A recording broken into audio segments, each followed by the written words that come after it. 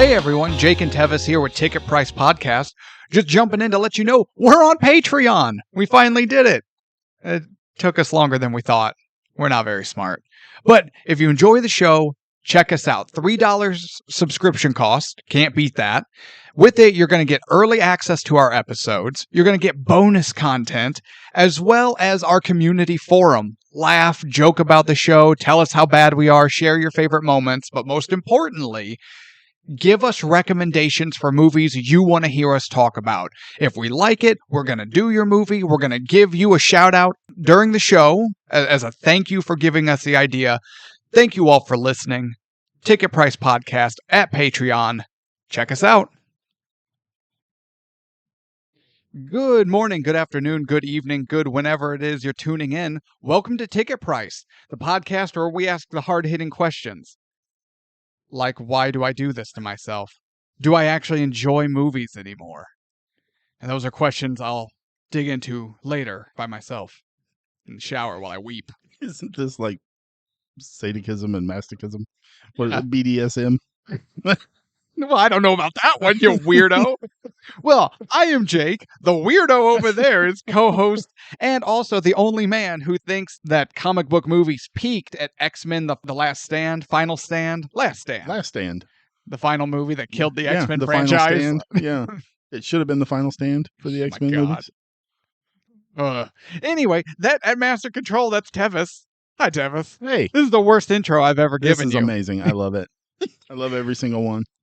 Well, happy Halloween, everyone. What are we doing? What are we doing for the Halloween episode?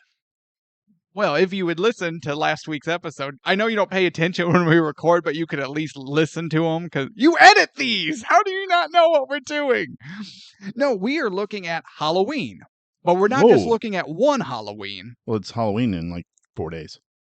Yeah, I know. That's why I wished everyone a happy Halloween. Yeah, so we're looking ahead like 4 days. Yeah. Oh, okay, cool. We're going to time travel, I guess. Oh, nice. But no, for Halloween, we are looking at Halloween. Ooh. But not just... Which one? See, that's the rub, because there's like 18 of them. I think so.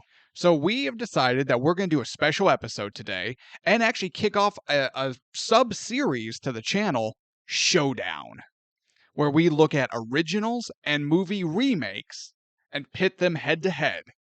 And we're not asking which movie is worth the ticket price like we normally do. We're looking at definitively which one is better. Who did it right? 2 movies enter, 1 movie leaves. Oh, yeah. Nice. This is going to be fun. And, okay, can I do my first comparison while we're talking about 2 movies enter, 1 movie leaves? Sure.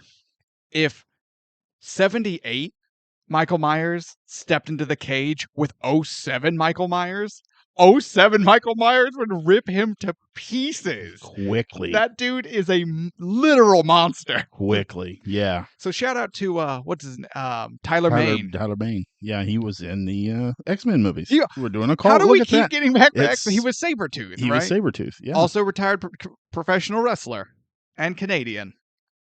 Is he retired Canadian? Is that what you're saying?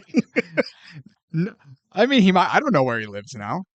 I'm pretty sure when you look at like Steve Martin and all those guys, they're retired Canadians, right? You love Steve Martin, though. Let me play my dog whistle. I hate Steve Martin. I hate Saturday Night Live. What? That show is terrible and has always been terrible. I don't know if I can continue this podcast. Well, that's true for a number of reasons. No, we're talking about Halloween, but we are talking about the original 1978 and the 07 remake by Rob Zombie. So we're looking at Halloween versus Halloween, Carpenter versus Zombie. That's a weird sentence. That is a weird sentence. Diving in, let's give the tale of the tape of our 2 fighters. Okay. Are you ready? Yeah, let's go ahead. In the red corner, coming in at 1978, directed by John Carpenter, written by Carpenter and Deborah Hill, with 9 award wins, 3 award nominations, a budget of $325,000, a worldwide gross of $47.1 million, and ratings, IMDb gives it a 7.7, and Rotten Tomatoes a 96. The original Halloween. That's a big number from the Rotten Tomato. Is this our biggest Rotten Tomato number? I don't recall, honestly. Avatar, I think, would be the only one that comes close. No, Rocky was a 92. 97 is more than 90 92. Well, good, but it's also 96, Oh, which was is it also more than 96? 92. You can tell how I hate much you I so pay much. attention. In the blue corner, coming in for 2007. Directed by Rob Zombie, written by Zombie, Carpenter, and Hill. John Carpenter and Deborah Hill still get their writing credits. Did they actually help? Like, I think it's because Zombie, especially in the latter half of the movie, still uses a lot of the original script and dialogue. yeah, it changes very, very Little Yeah. in the second half. But we'll get into that.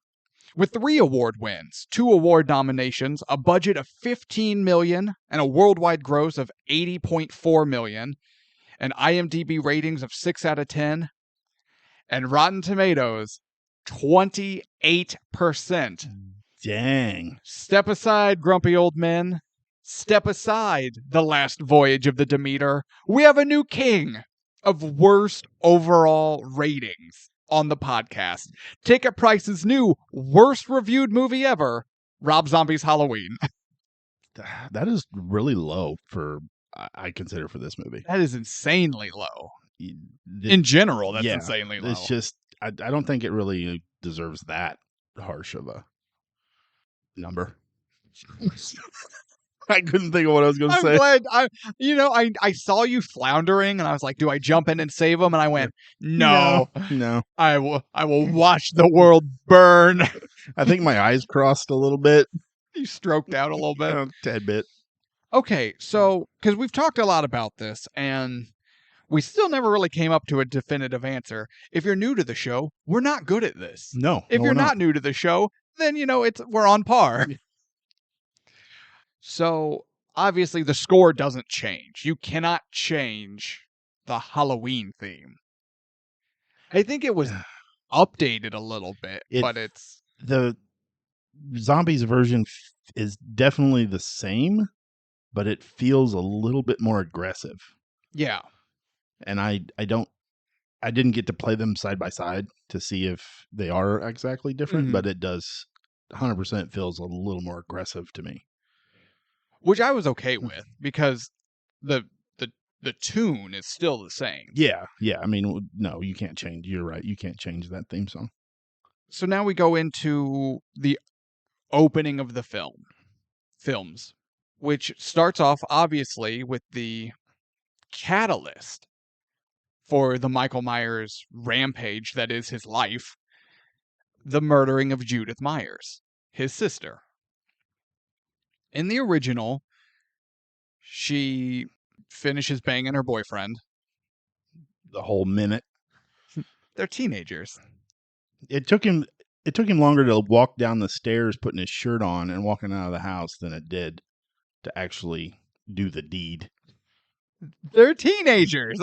You're not wrong. You're not wrong. But I'm just saying. But the one thing I really liked about the intro to the original was you're in the POV, but you don't really know who it is until he gets upstairs in her room. Because you're still kind of like, she even says Michael's around here somewhere, and we don't know that we're essentially Michael.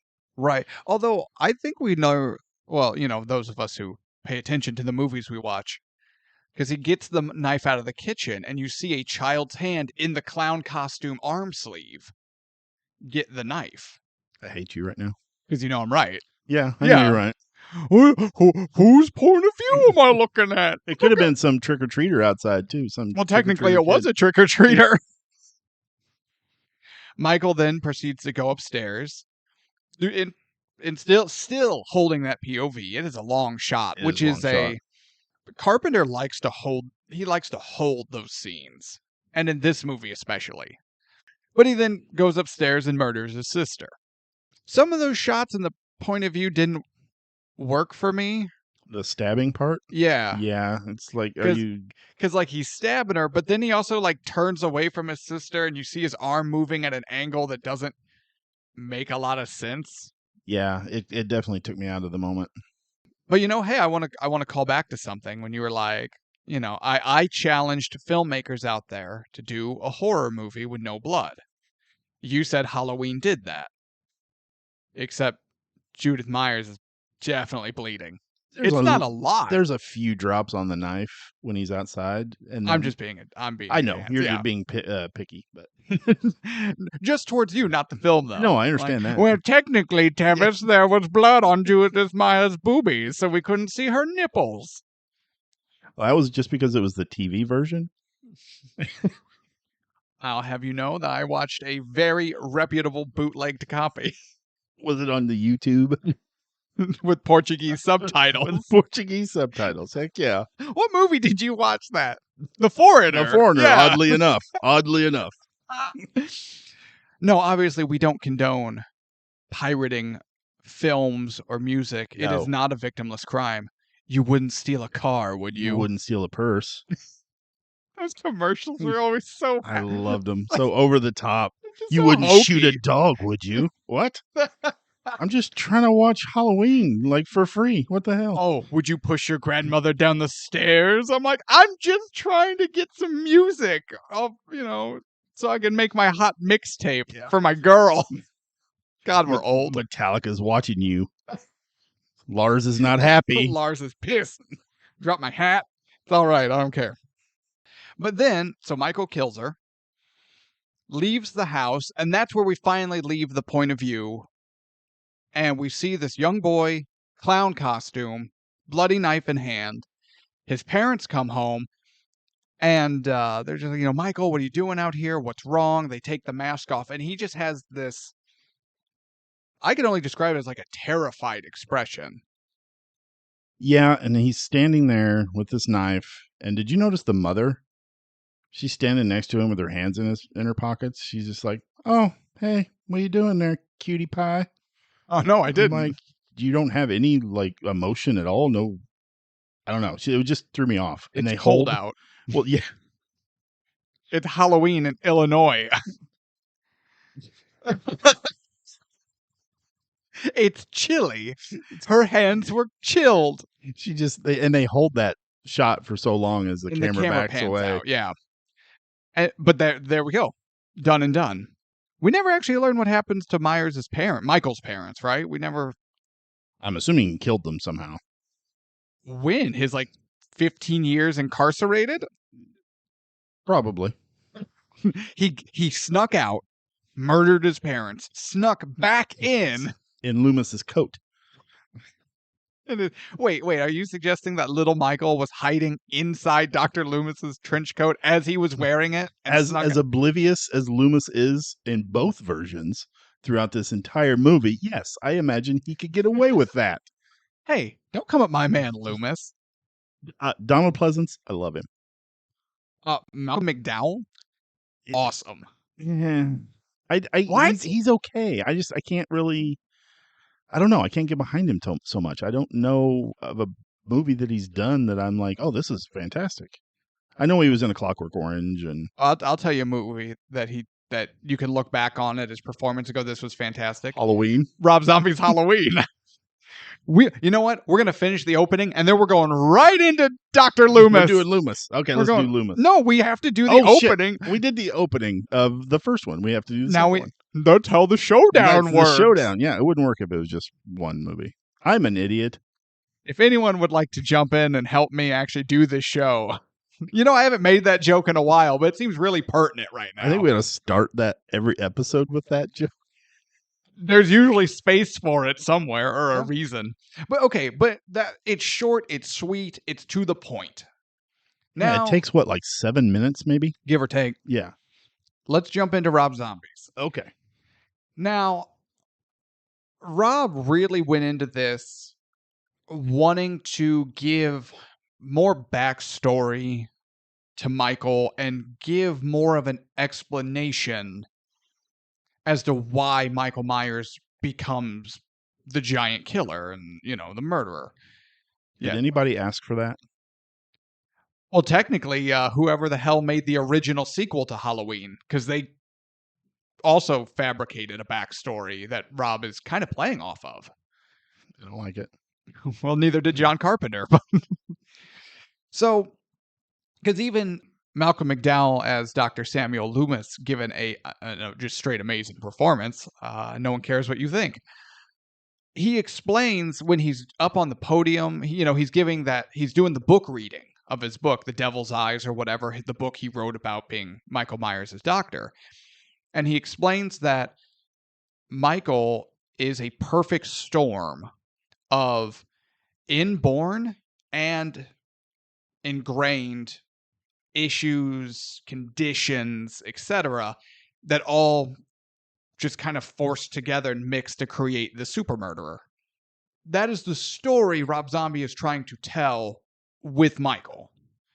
I'm glad you're being so even-keeled about all this. And I enjoyed about 4 minutes of the beginning of this movie. Oh, you're talking about just like the actual intro. Yes. Okay. Yes. That's 4 more minutes than I enjoyed. Okay, let's get into it. I thought you were about to give me more Dr. Loomis crap. No, We're not there. No, and I will not let you slander Mr. McDowell. No. It was a good performance. Well, we'll get to him later. Okay, so the movie opens with some big argument about something at the breakfast table. The over the top, ridiculous, every stereotypical bad home. Michael's redneck family. Michael's in the bathroom murdering a mouse or a rat. His rat, Elvis. Murdering a rat, yes. Named Elvis.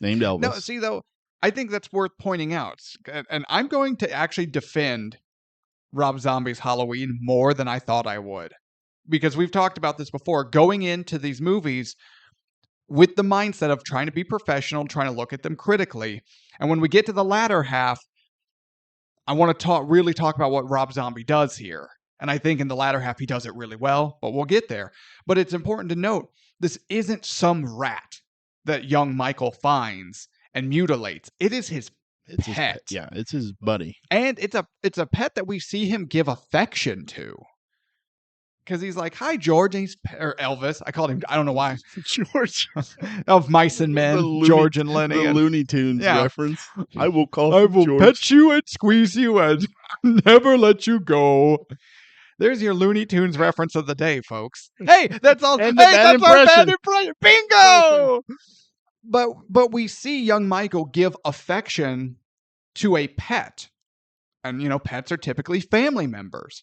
Then he takes it into the bathroom and mutilates it and kills it with a knife. But I think that's important to note because he's not just mutilating animals, which we find out a little later on in the intro at the school that he has been doing. But this is a pet, and it's a small distinction, but I believe it is worth noting. Oh, it's very important. Yes. So now downstairs, you've got the slut sister who hates everyone. You've got the stripper mom trying to hold everything together. You have her boyfriend, who's just the worst piece of human garbage. He is the guy from Rocky. I can't think of his name. Rocky? No, the other one. His Paulie. brother. Paulie. Thank you. He's basically he's the Paulie of this movie. Well, he gets it in the end. Yeah. What was his name? Ronnie, Paulie. Yeah.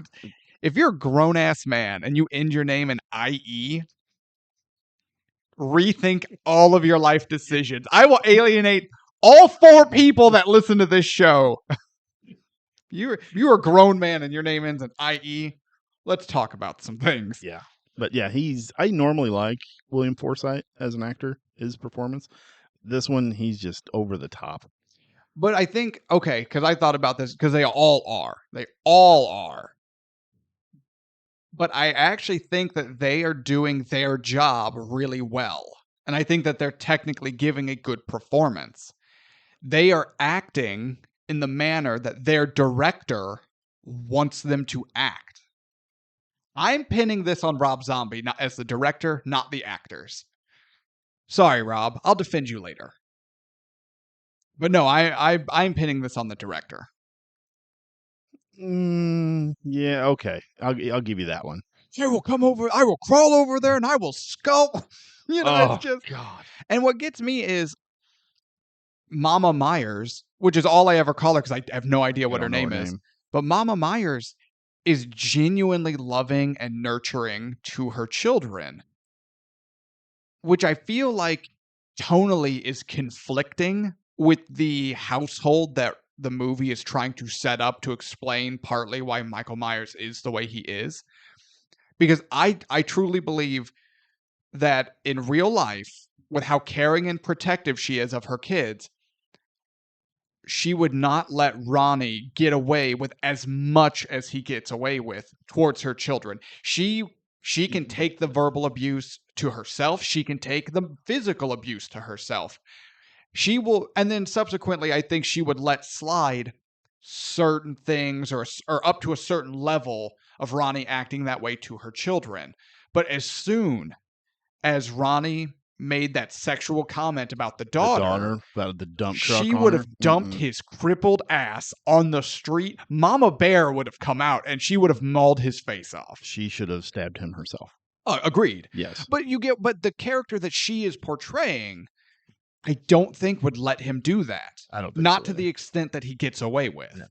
So that was kind of tonally off for me. But it continues. Michael comes downstairs. It's Halloween. He's excited. He's got his mask. And it's just, F word. And I don't mean F-U. I mean F-A. Yeah. And they throw that around liberally in the beginning. Yeah. When Michael's a kid. The sister is honestly, okay. The sister is just kind of your typical older sister to him.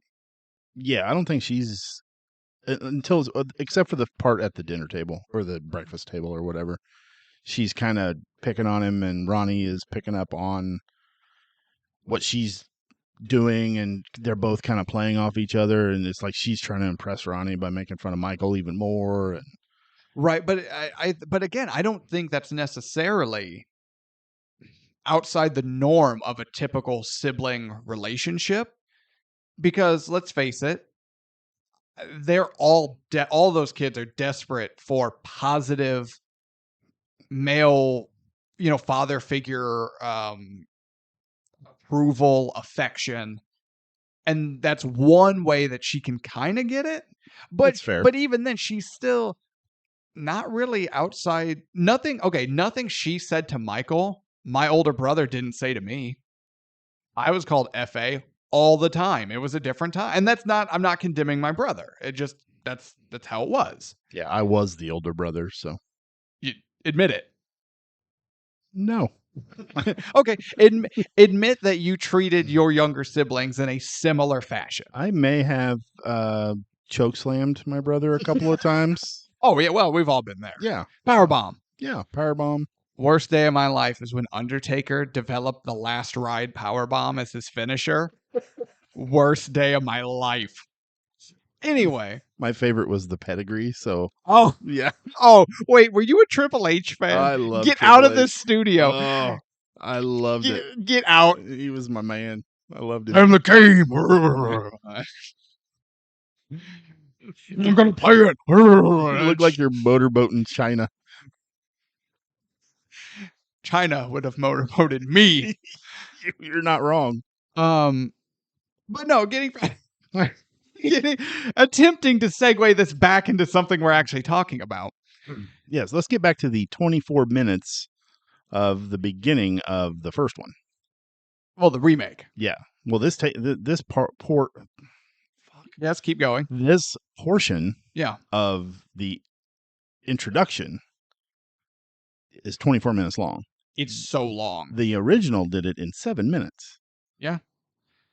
Now, again, we talked about, we touched on, I understand what Rob Zombie's, his vision and what he's trying to do here and why these scenes are happening. But why are they so long? And it's 24 minutes. You could have told me it was 48 minutes and I would have believed you, because the dialogue we have to sit through is atrocious. It's very, very bad. And this isn't like the language they're using and the what they're calling him gay in every imaginable way. They are picking on him, and it's whatever. Not even just like the severity of the language they're using. Like, no, this is bad dialogue. Like, no one talks like this. There has never been a conversation in recorded history that has gone down like this one. It was recorded in this show, in I this hate movie. you so much. That's my technicality of the day.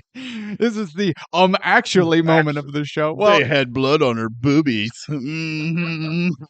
I was just about to say I had it coming. Yeah. And there it is. Now we're even Yeah. and we can move on. Yes. But this dialogue is so bad. Yeah, it's it is. so bad. And you're right. Every family member is just the most obvious, unnecessary stereotype that is then notched all the way to 10. Yeah, it's like they read a psychology book. I was like, okay, I want you to do this, but turn it up to 11, like Spinal Tap. See, that's so overdone. I'd stop doing that reference because it's so overdone and no one even knows it's from Spinal Tap anymore. I know. So now it's new. I hate you. So, but you brought up an interesting point, which will finally push this along, maybe. You said the first portion of the introduction, and that is very important because now the introduction continues and we leave the Myers home and we go to the Haddonfield Elementary School, middle school. Yeah. How many? Okay, before you go step out of the. Well, yes. I think I'm going too far. We haven't got to the murders yet. No. Okay. No, because we go to the school Okay. where he is then picked on and bullied in the bathroom by a couple of jerk-offs because his mom's a stripper. One of them has like a magazine or a newspaper ad that has her in it, and they're making fun of him for being, again, it's all the same bullies are calling the kid gay in every way you can imagine. It's, his mom's a stripper, so if I give her $1, she'll rub her tits on my face. I'm like, no one talks like that. Yeah, and I'm also pretty sure that doesn't really happen. bad. Real talk, I've never been to a strip club because I have pride and I don't pay for strange because I'm a man. Anywho, but he's getting picked on and bullied in all the stereotypical fashions. Fight breaks out, principal or whoever, some kind of administrator comes in, breaks him up.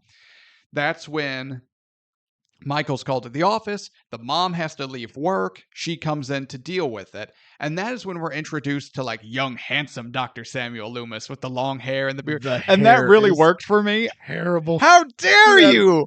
How dare you sit there and look me in my eyes? That pompadour looking thing. Like, no, it was. You're just jealous because you can't grow a hair like that. I can comb my beard over and it would be exactly the same. I know. I'm going to grow my hair out now. Just like that? And I'm going to do it just like that. Have that one strand hanging down in front of your eyes. Because I'm sexy. Yes. Mysterious. My name is Dr. Loomis. Oh. Dr. Loomis.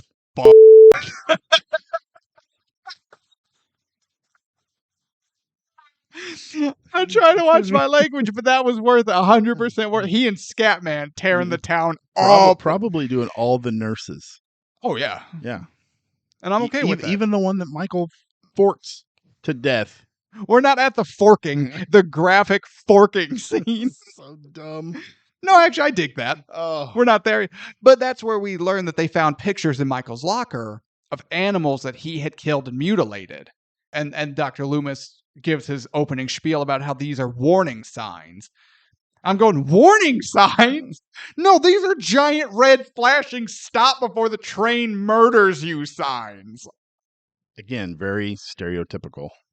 Well, we notice that if a child is mutilating animals in any form or fashion and documenting those mutilations, these are warning signs that he may grow up to be a weirdo killer person. Yeah, no shit. Yeah. That's like, these aren't warnings. This is a huge, you must act right now. Warnings are passed. This is something that needs to be handled. But that's what we get. Michael, realizing what's been found, knows he's in trouble, runs off. He then catches up to the primary bully, who's walking through the woods on his way home, dons his clown mask, and then slowly and painfully beats him to death with a very large tree branch. Yeah, did we need that? Did we need it? Probably not. But again, Rob Zombie is very slowly painting a picture of how Michael is escalating and how his environment is feeding his inherent nature. Because, it's nature versus nurture. We all know it's a combination. True. And Rob Zombie is telling that story here. And so he had his nature to his propensity to do these acts with Elvis the rat, with the animals he's found. But the bully is his first step into that larger sphere, right? That's his first human murder. That's his first taste of human blood. Yeah. And it's the bully who has just made his life, hell for however long, right? And so did we need it? Probably not. But that's where we're going here. It's still 24 minutes too long. Oh, 100%. Then he goes home. He's excited to trick or treat. His mom has to work because she's the only one working because Ronnie is the worst. Well, isn't he all busted up with a broken leg and broken arm leg and his fingers, and she in the kitchen scene over breakfast, she mentions how he did it to himself, but they don't go into details. I bet it was a drunk driving accident. I bet he got drunk and wrapped his truck. He drives a truck and wrapped it around a telephone pole. Yeah, you're not wrong. Or, I guess technically he could have hurt himself at work, but as someone who has seen and heard about a number of factory accidents, never seen factory accidents like that. So no, he doesn't have a job. He wrapped his piece of shit pickup truck around a telephone pole. Yeah, he stole her tip money that she earned, went to the bar with her tits, hammered. Yeah, tried to pick up on some nasty bartender there. Got rejected. Why? You don't know the bartender was nasty. If Ronnie was at the bar, whatever bar he goes to, it's a friggin' dirt hole. He was trying to inspect her dirt hole. Yes. And he got rejected. So he angrily and drunkenly, yeah, drove home and wrapped it around the telephone pole. Yeah, 100%. And then somehow blamed Mama Myers for all of it. Oh, it was 100% her fault. Yeah, 100%. So Mama's got to work. Judith is supposed to take him trick-or-treating. He's in that clown costume. He's very excited. He has his mask. Same mask he wore when he murdered the bully. Mom leaves. Ronnie's drinking heavily, watching TV. And that's when Judith's boyfriend comes over. He lasts roughly the same amount of time, I'm pretty sure. I did not time that one. Oh, you timed the first one? I timed the first one, yeah. At a certain point, you're going, I need to stopwatch timing all these teenagers having sex because it's weird. It was after the first one. At a certain point, do you just look at your life and you go, what am I doing? Yeah, why do I have a stopwatch out right now? What am I doing with my life? But, he's like, aren't you going to take me trick-or-treating? I'm all excited. She's like, no, loser. And goes up and does her deed. And then he, instead of leaving like the original boyfriend, he goes downstairs and makes himself a sandwich. And gets a ball bat to the head. So, Michael, before the ball bat, Michael can't go trick-or-treating. He's already killed today. He's in that place. He's alone. He's with his thoughts. And I think he's just decided, well, I've already opened this door. What the hell? So he duct tapes Ronnie to his recliner. I love that. My wife and I were laughing so hard because we were like, he has to be so heavily passed out from drinking. Like, he is not napping in his chair. Otherwise, at the very least, he would have woken up when the duct tape went around his face. Right? Yeah, he's like mummified almost. Yeah, like he is wrapped to his chair. And then Michael slits his throat and the guy wakes up. And I'm like, if you could sleep through all this duct tape, you probably would have slept through that. Yeah, you just bleed out and that's it. That's it. And Michael just stares into his eyes while he bleeds out and dies. I actually kind of like that part of it where he's just staring at him. Well, it's very on brand because the original does with those kills is very similar. I think that's the first time I was like, okay, this is not that terrible. No, I do think while Rob Zombie is trying to tell the story, his idea of Halloween. He, he clearly knows the characters. And those little things don't pass him by. Yeah, I agree. His dialogue is horrible. I agree. But his understanding of the characters is perfect. So that's when we see the boyfriend after his 1 minute pump and dump. I did not. I put the stopwatch away. Oh, well, thank you. I threw it away, actually. You just threw it away in shame. You're like, oh, what am I doing? Ugh, threw it away. He takes out an aluminum ball bat to the boyfriend's head and then just beats him to death, like just over and over. Was brutal. Yeah, He just kept going and going and going. yeah, and all to the head. Yeah. Like he double tapped that kid several times. Yes. Is there an octuple tap? Is that a? So that's when finally Michael goes upstairs, and he murders his sister. We already, we get there. But he finds the mask. The Oh yeah, because they gave an origin story to the Michael Myers mask in the Rob Zombie one, and it's that the boyfriend bought it and wanted to have sex while wearing it. So it's now a sex mask. That makes me so ill. Pig, bear, Michael Myers. What is the costume? Yeah, no, don't like it. He's like, I want to do it with the mask on, babe. No, and so he finds the mask, puts it on, and I get it, but I couldn't help but snicker looking at young Michael wearing that giant He ass looked like mask. a bobblehead. He did. He looks like. Although they did do something in that part that I really, really enjoyed. Like the camera would, when it got focused in on Michael, it would shake a little bit when the music would hit. I really like that. Yeah. That really brought the whole intenseness of that scene really to the front. Oh, yeah. Rob knows how to crank that intensity up. That was really cool. But yeah, the mask on that kid, I was like, you are getting attacked by a bobblehead. And then now it's not a big scary mask. It's weird sex mask. Yeah. That bothered. But I want to point out now the sister, Judith, is listening to Blue Oyster Cult's Don't Fear the Reaper. That seems like a meaningless detail. And at this moment in time, it is. So we'll move on. Now, before he gets to the stabbing, there's something that I egregiously have a problem with. Okay.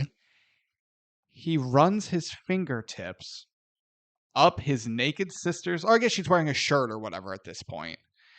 But he's running his fingertips up her legs towards her butt in a very sensual, very sexual manner.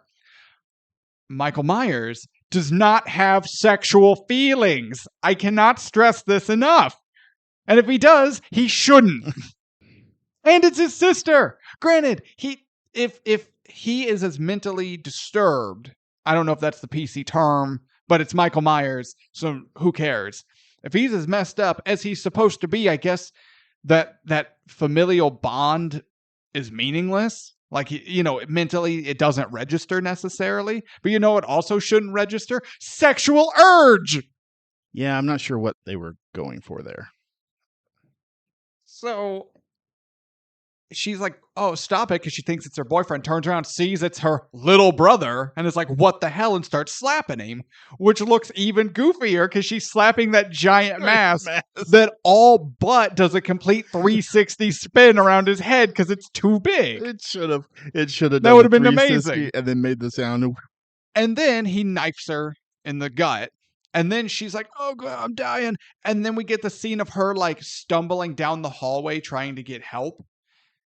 And the music's playing. It's super intense. But there's little Michael with the big bobblehead mask behind her with the knife. And I'm going, I can't take this seriously. It's this big, intense moment. But I just couldn't. It was ridiculous. I'm like, I'm sorry. If I'm walking down a hallway, stabbed or not, and that kid comes at me, I might still die, but I for sure am taking him with me. Put your hand on the top of his head. And let him swing like a Spaceballs with a Rick Moranis. Finally, after several, knife cut and additional, like he's slashing her back, she finally dies. Then Michael walks outside. Oh no, he kisses his baby sister. He kisses baby Lori. Because he has two positive relationships. And I don't mean people treating him right, which is also true, but also he identifies personally two positive relationships. His mother and his baby sister that he calls Boo. And so he's just killed all these people. He's covered in blood. He's got the knife. He's got the mask. And we see him in the doorway of baby Lori's room. He then takes the mask off, gives her a kiss on the forehead, like, love you, boo, and leaves.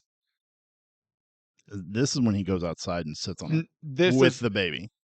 Yes, he takes her and then goes. He puts a little beanie hat on her so she stays warm. Doesn't get cold. Yeah, because this is his one of two positive relations, and he waits for his mom to come home, and that's when she comes home, and we get the hysterical. She is terrible. She is not a good actress. You mean Mrs. Zombie? Mrs. Zombie? No, she's not good. We also didn't talk about her stripping scene. Because it doesn't matter. No. But when she goes into hysterics, and I don't buy a bit of it. She's a very, very poor actress. She's fine. No, she does not get that award. She doesn't get the Shelley Duvall Award for being totally and completely fine. No, she does not. Oh, okay. Not in my view. That award has never been vetoed before. We are treading new water. That is going to Dr. Loomis. I will fight you. And I don't have a tiny 11-year-old head. I will fight you with a man head, with my man head mask. Leave that in. Leave man head in there. But then it cuts to, we see the hysterics and everything, but it's from the point of view of the local news cameraman. We see the anchor talking about, horror today at the Myers family is 3 people found butchered, and we see the mom freaking out in the background. We see Michael get loaded into the cop car. I actually dig that. I thought that was actually kind of cool. That was an interesting point of view that we don't frequently get. Is that when Michael slowly turns in the back of the car and looks at the camera? And I'm like, okay. That was a little much. But the point of view was cool. No, I agree with that. But yeah, once he turned his head and looks, I'm like, are you gonna wink at us now, or what are you doing? He's gonna just give us a double thumbs up, or well, it's 07, maybe his like a wazza. Oh God. Right? That's era appropriate. If he had turned to the camera, tongue out, wazza. I was thinking he was gonna do like the Ferris Bueller, looking at the camera going, what are you still doing here? I already killed those people. It's over. Go home. The murder's already happened. It's done.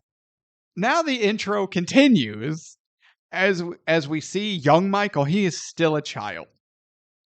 How long have we talked about this? The original was 7 minutes. This movie has a longer childhood for Michael than I had a childhood. It was so long. So now we see Michael with Dr. Loomis in the hospital. With that shitty haircut. How dare you? Again, you're just jealous because you don't have a haircut. You have a beard-based comb-over. I have all of them cut. You exclusively have haircuts. Cut hairs. And we get to see we get to see Loomis actually try to have his sessions with Michael. And now I get that they're trying to like establish the Loomis-Michael relationship, but I don't know if at least not to the extent we got it, because it didn't do anything. It didn't propel the story. No, and if anything, I think it made me look on Loomis worse as a doctor, because it's like everything he was trying to do just pushed Michael down even further. Yeah, but is that Loomis's fault, or was that going to happen regardless? Well, based on what Loomis does in this movie, then it's Loomis's fault, because Loomis is pretty in both movies, honestly. He's not a great doctor. He's not a great character. How dare you? He doesn't do anything. He brandishes a gun and knows how to use it. Kinda. Sorta. Does he, though? Does he not pull a gun from his coat in both movies and repeatedly shoot Michael Myers? Doesn't kill him. I didn't say killed Michael Myers. I said brandishes a gun and shoots Michael Myers.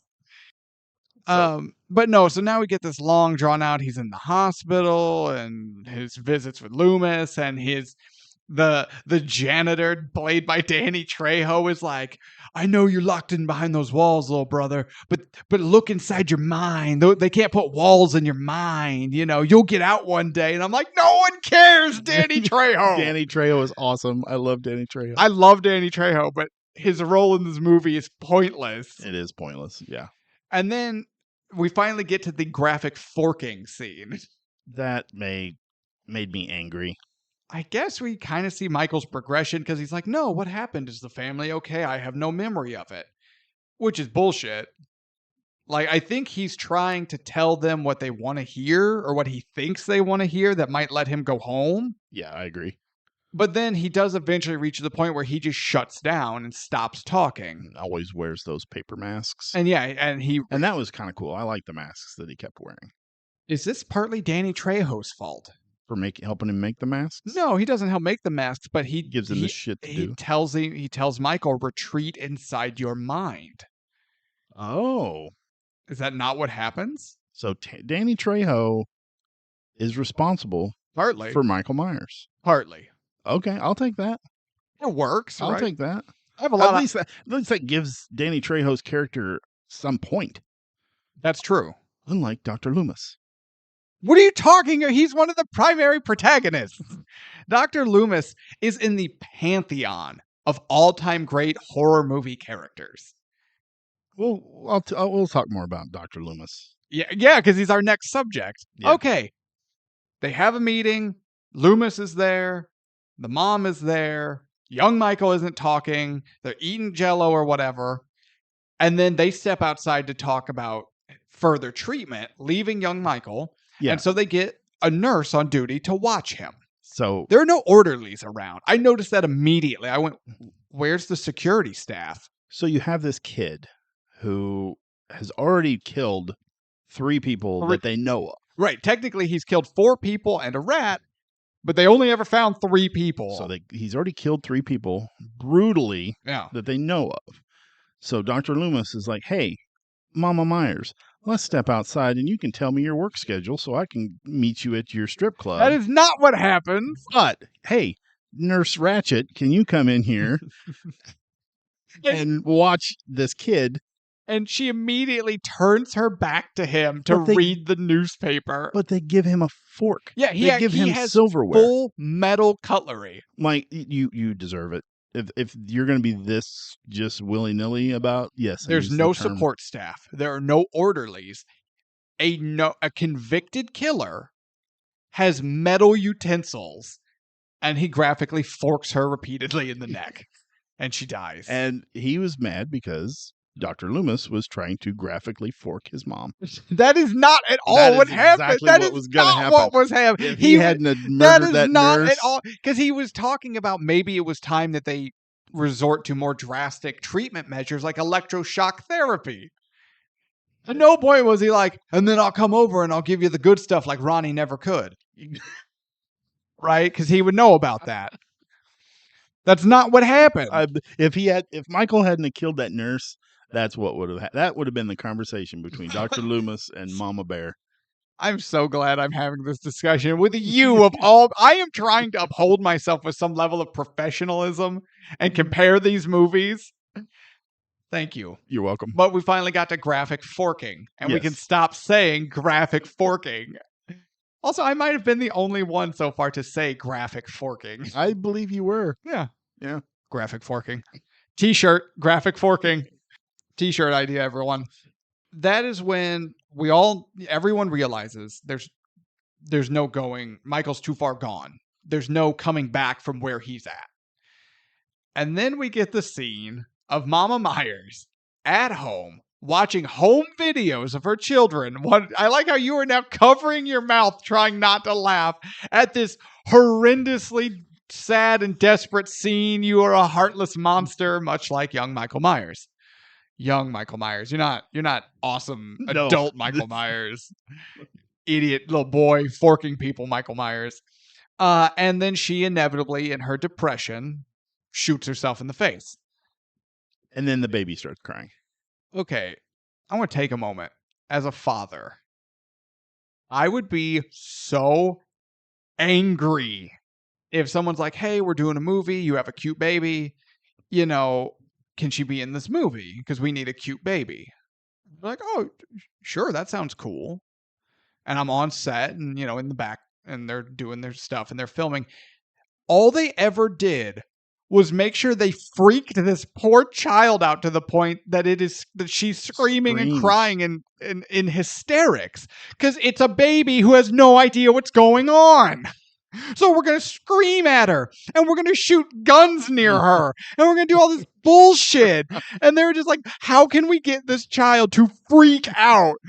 How many takes do you think it took to get How many takes would it have taken for me to lose my shit and murder everyone like Michael Myers had that been my child? I honestly, it's been a while since I'd seen this movie. So when that part happened, and you know, you don't see the gunshot, you don't see the graphic, you know, the head exploding or anything like that. It's all off camera. It's because the camera's focused on the home movies. Yes. And then you see her kind of playing with the gun a little bit, and then that's when it goes back to the home movies, and then you hear the gunshot. Then you hear the screaming baby. I thought that was an unnecessary moment when I started watching it, but once, you know, later on, once you get down the road in the movie, I was like, oh, okay. So that was kind of necessary. So, and I think that's something that we do have to give Rob Zombie credit for. I will never give Rob Zombie credit for his dialogue. It's the worst. It's atrocious. But this is something, Rob Zombie actually is a very good storyteller. And he connects his dots, and his things like this moment pays off in the end. And he always makes sure that he comes back and he pays off these moments. And I respect that a lot. It's also why I mentioned the Blue Oyster Cult scene. You'll have to explain that to me, because I'm not sure what you're talking about. Oh, good. I mean, yeah, good. Yeah. Good, I will. So now we are finally done the introduction of young Michael in 2007 Halloween. I have had a birthday since this has started. I am older and I am more jaded. Yes, that was overly long. But I understand what they were trying to do. Yeah. But like you said, the dialogue, for one, totally killed it for me. But just it was a little overdone. I do think the same message could have come through at half the time. He should have hired the people who write for Pixar, because they can do... Are you talking about Up? Yeah. Carl and Ellie? Hell yeah. He could have done this in 3 minutes. They had to show John Carpenter how to do it. It would have been so fast. Can I point out something that I do think this overly long and mostly unnecessary introduction does a little better than the original does? We as an audience get closure on Michael's parents. Mom commits suicide. Dad died beforehand. He murdered Ronnie. In the original, parents come up. Michael, what happened? What the hell happened to Michael Myers' parents in the original Halloween? What happened to his father in this one? Okay, so remember the sister's doing it with the guy's got his mask on, and he's like, isn't your dad going to hear us? She stops him, and it's like, hey, he is not my dad. My daddy's in heaven. Oh, okay. I must overlook that. Yeah, Ronnie's not their dad, but no. I knew Ronnie wasn't the dad. Yeah, no, they go out of their way mid-coitus. Okay. I'm Nothing gonna say, like talking about your parents. Well, your dead parents. Yeah. Yeah, mid-coitus. I want you to say mid-coitus.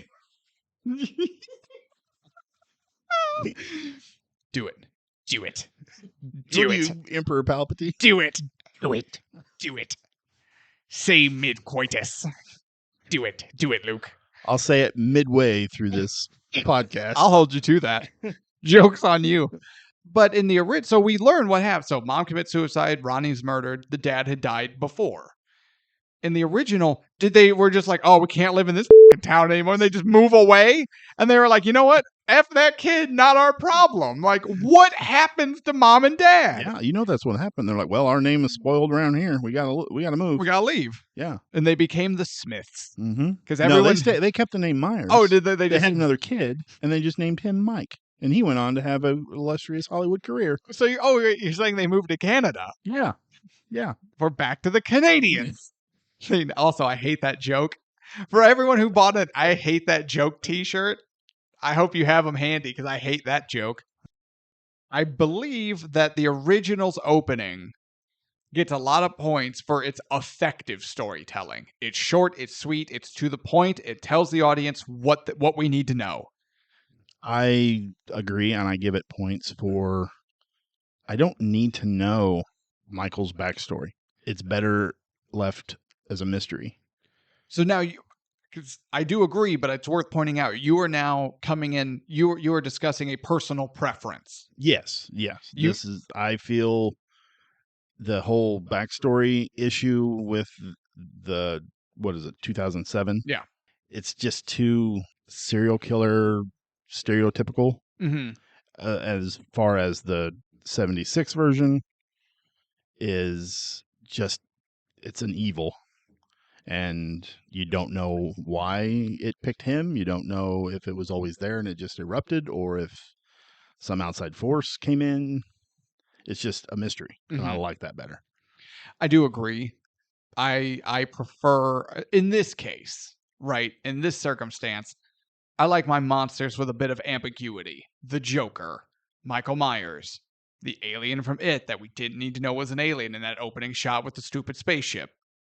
Predator, another thing that we didn't need to know was a stupid alien with a stupid opening shot of the stupid spaceship. We don't need these things. Let your monsters just be. So, are you ready now to talk about my man, Doc Loomis? Or I call him Sam, because we're so close. Sammy boy. Sammy boy. Okay. You see that Myers bitch up on the pole? He's like, yeah, I nailed her. Well, yeah, but that's a long list, my friend. With that hairdo. Well, yeah, he did. Hey, his hairdo was fine. His hairdo wins the Shelley Duvall Award for being totally fine. Totally and completely fine. I will say, the hairdo we are introduced to him with is awful. The white hair that he had with the white beard, amazing. I loved it. I'm the exact opposite. Oh. I liked the salt and pepper stylish look, and I disliked the shock white with the thin beard and mustache.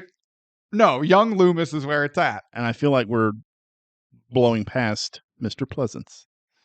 I love Donald Pleasance. I like him a lot. I think he does a really good job in this as the character. But I think so with Pleasance, the original version of Loomis, he is already jaded. He is cynical, and he has pretty much devoted his life to the permanent incarceration of Michael Myers. He now knows that it is his life's mission to make sure Michael never gets out by any means necessary. And I think the other Loomis is that way too after the forking. See, I don't know. I don't think because he does eventually retire, which is after the forking. Yeah. And then he goes on to write a book so he can actually make money based off his experiences being Michael's doctor. And then he retired. He did his book thing. And he just told everyone, like, hey, yeah, Michael, just watch that guy. He's real bad. And he went on with his life. Donald Pleasance Loomis, no, his life was Michael Myers. Okay, yeah, you do have a point there. Which is a little odd / unbelievable, I guess. Because obviously, as a professional, you would reach a point where you're like, this isn't my problem anymore. I just want to move on with my own life. So the Pleasance, the Loomis in the original. Yeah. His whole thing is he's running up to everyone who will listen and is just telling them how horrible this person is and watch out, watch out, watch out. Yeah. That's all he does throughout the entire movie. Yeah. He is beyond oblivious because Michael drives by him in the car right behind. The car that he was literally in. Yeah. Moments with the nurse. The marked car. The marked car that he rode to the asylum with. Yeah. With the nurse. So the car drives right by him, right behind him. And then later on, while he's standing outside of the Myers house for the entire evening. Several hours. For several hours, yes. And he's just finally, he looks to the left and sees the car, and he's like, "Oh my god!" I'm like, "Yeah, you asshole!" It does beg the question: how long has it been parked there? Yeah, I'm like, "Did you just now look that direction? Yeah. Like, what have you been looking at the whole time?" 07 Loomis isn't screaming to everyone, watch out. He's telling the people that matter. He's told he's like, I told you guys when he came here about Michael Myers. I told you how dangerous he was. Then he goes to Haddonfield. He goes to the sheriff. He's like, you will sit and you will listen because he is here. And this is why he's so evil. Like, he's telling the people that it makes sense to tell. He's not just running down the street like Donald Pleasance, grabbing people and shaking them. And he's like, Michael Myers is home. You know, watch out. I have a note here because this is how I felt. And I think it makes sense to me. You and the audience may disagree. I felt I was drawn to make a comparison to Star Wars with this. Because to me, I saw that look. Dr. Loomis is to me like Obi-Wan. Okay. We have the original Alec Guinness, who's classic, and everyone loves him. But obviously, we're moving on, but the character's still there. We got to get someone else. So the mantle passes to Malcolm McDowell, who has enormous shoes to fill, and I think he does a great job. He makes the character his own, while still being true to what the character is, to the foundations laid by Pleasance. And I think, so we've got Alec Guinness, and then when Ewan McGregor takes over as Obi-Wan, he's fantastic. He's fantastic. And to me, no disrespect to Alec McGuinness, but Ewan McGregor is my Obi-Wan. It's Alec Guinness. What did I say? Not McGinnis. Oh, whatever. Yeah. There's a lot of names coming. Loud noises, bright lights. I'm confused. I haven't had my medicine in so many days. But so to me, Ewan McGregor is Obi-Wan personally, and so that Alec Guinness versus Ewan McGregor. Did I say it right this time? Yes. Okay. But I thought that kind of relationship, as far as two actors sharing a role like that, trying to make it their own and do their own things while being true to that character, is very reminiscent here with Pleasance and McDowell. I don't know. I love Donald Pleasance. I love the way he plays the character. Yeah. I don't know. I can't pick as far as. I'm not saying you have to pick. Oh, I thought that's what you were asking me. No, I was just saying that these two actors doing the same role, it reminded me of Star Wars and their relationship to I misunderstood. The relationship of those two actors going into the role of Dr. Loomis, which even at the time that McDowell was coming in, Loomis, that is an iconic role in horror movies. And why? Why what? Why was it an iconic role? Donald Pleasance comes at it hard. And then you've got to figure, so he's in 1, then he's in 2, where supposedly he and Michael die. Then 3 is its own thing, but then they both come back in 4. Loomis is an iconic character because he's in like 8 movies. Yeah, okay. And they're all Donald Pleasance. I kind of forgot about the sequels. Yeah. Just for this. So I did 100% forget that Donald Pleasance did come back and play this role. Right. And now, but hopefully he did something more. Probably. I mean, the character-wise, not the actor. The character doesn't do anything. Oh, yeah. Until the very last minute in the original. He shook all those people, though, and warned them. Michael is coming. Shaken baby syndrome. Shook them. He scared those trick-or-treaters, I think. No, I'm not saying that you have to choose, but I'm just saying I'm looking at it very much like the Obi-Wan comparison of just like, you've got 2 actors. I think they both do a great job, but it's also important to know that our look at these movies, the sequels at this moment in time do not exist. No. Because we're looking at Halloweens as they are as a single movie, which we'll get into later. So The Escape. Let's jump to The Escape. So we're not going to say which Loomis we think is better. Which one of the Halloweens win? Okay, if we're looking at the Halloweens and the character of Dr. Loomis as he stands in just these movies, I give it to 07. Really? 100%. Wow. He does more. We get more of him as a person. We see more of him as a doctor. We see his hunt for Michael more. Donald Pleasance is there sometimes. And you just explained he's an asshole hiding behind a bush for hours. When he yells at those kids. And then he finally just, yeah, because they're like, no, Tommy, you go up and touch the door. The boogeyman lives there. And then he's like, hey, you kids, move your asses or whatever he said. He says something like that. He's like, and they freak out and they're like, the boogeyman. They freak out and run home, right? And then he finally just decides to turn to the left a little bit. He's like, oh, there's that car I'm looking for. The whole time he's messing with these kids, he could have been finding Michael so much quicker. So my pick of 07, Loomis, is not a negative opinion on 78 Loomis or Donald Pleasance as a performance and actor. We just, in 07, Malcolm McDowell actually gets to do way more, and we see the character more, and we spend more time with him. We get that time to make that connection. We've talked about this in other movies, how like in Avatar, there's 17 characters, and then they all start to die, and I do not care because I've spent no time with them. We get time with 07 Loomis. So now, roles reversed. If we have to pick, because we're comparing, yes, intro we gave to 78. Who wins Loomis? I want to give Loomis, Donald Pleasance's Loomis, credit just for the actor. Agreed. And you can. That's fair. But you're not wrong. As far as a character goes, Dr. Loomis in 07 is more fleshed out, and he does more. He does do more. Yeah. Yeah, 07's gonna win this one for me. Thank you. So Thank you. We got 1-1. 1-1. All right, let's go to the escape scene. Okay. Folks, this is gonna be a long episode. In the original, they're driving up to move Michael to a different hospital. Loomis and the nurse, who didn't get forked, drive up. Then they see a bunch of the hospital patients just like wandering the grounds. And it turns into, what is going on?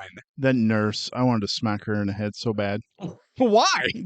It's in the middle of the night. Yeah. It's a freaking rainstorm. And her response when she sees all those inmates, she's like, since when do they let them wander around?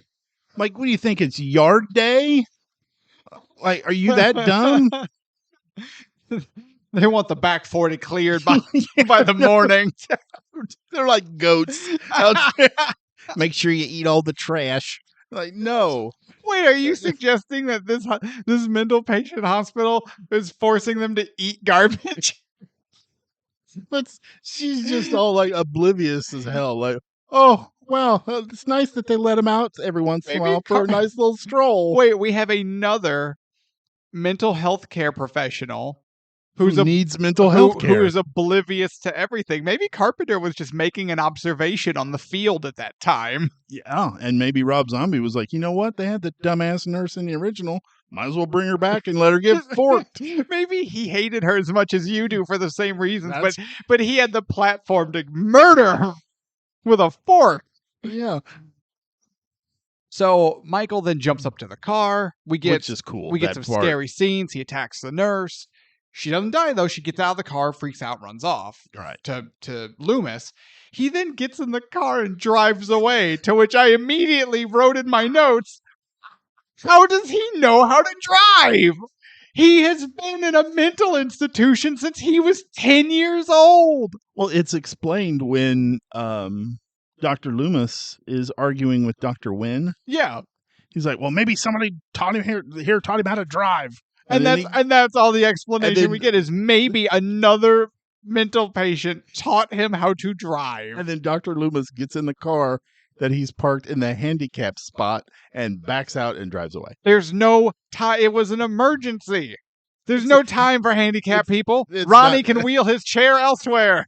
There's no time.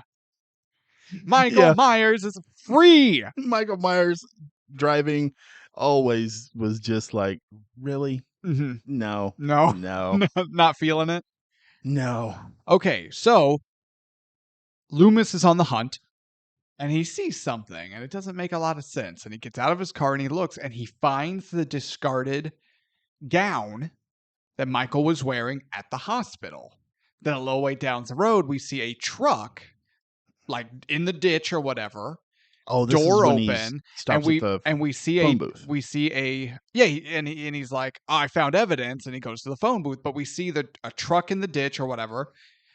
Door open, and we see a dead guy in his like undershirt. And now we know how Michael got dressed. Do you know how he knows it's Michael?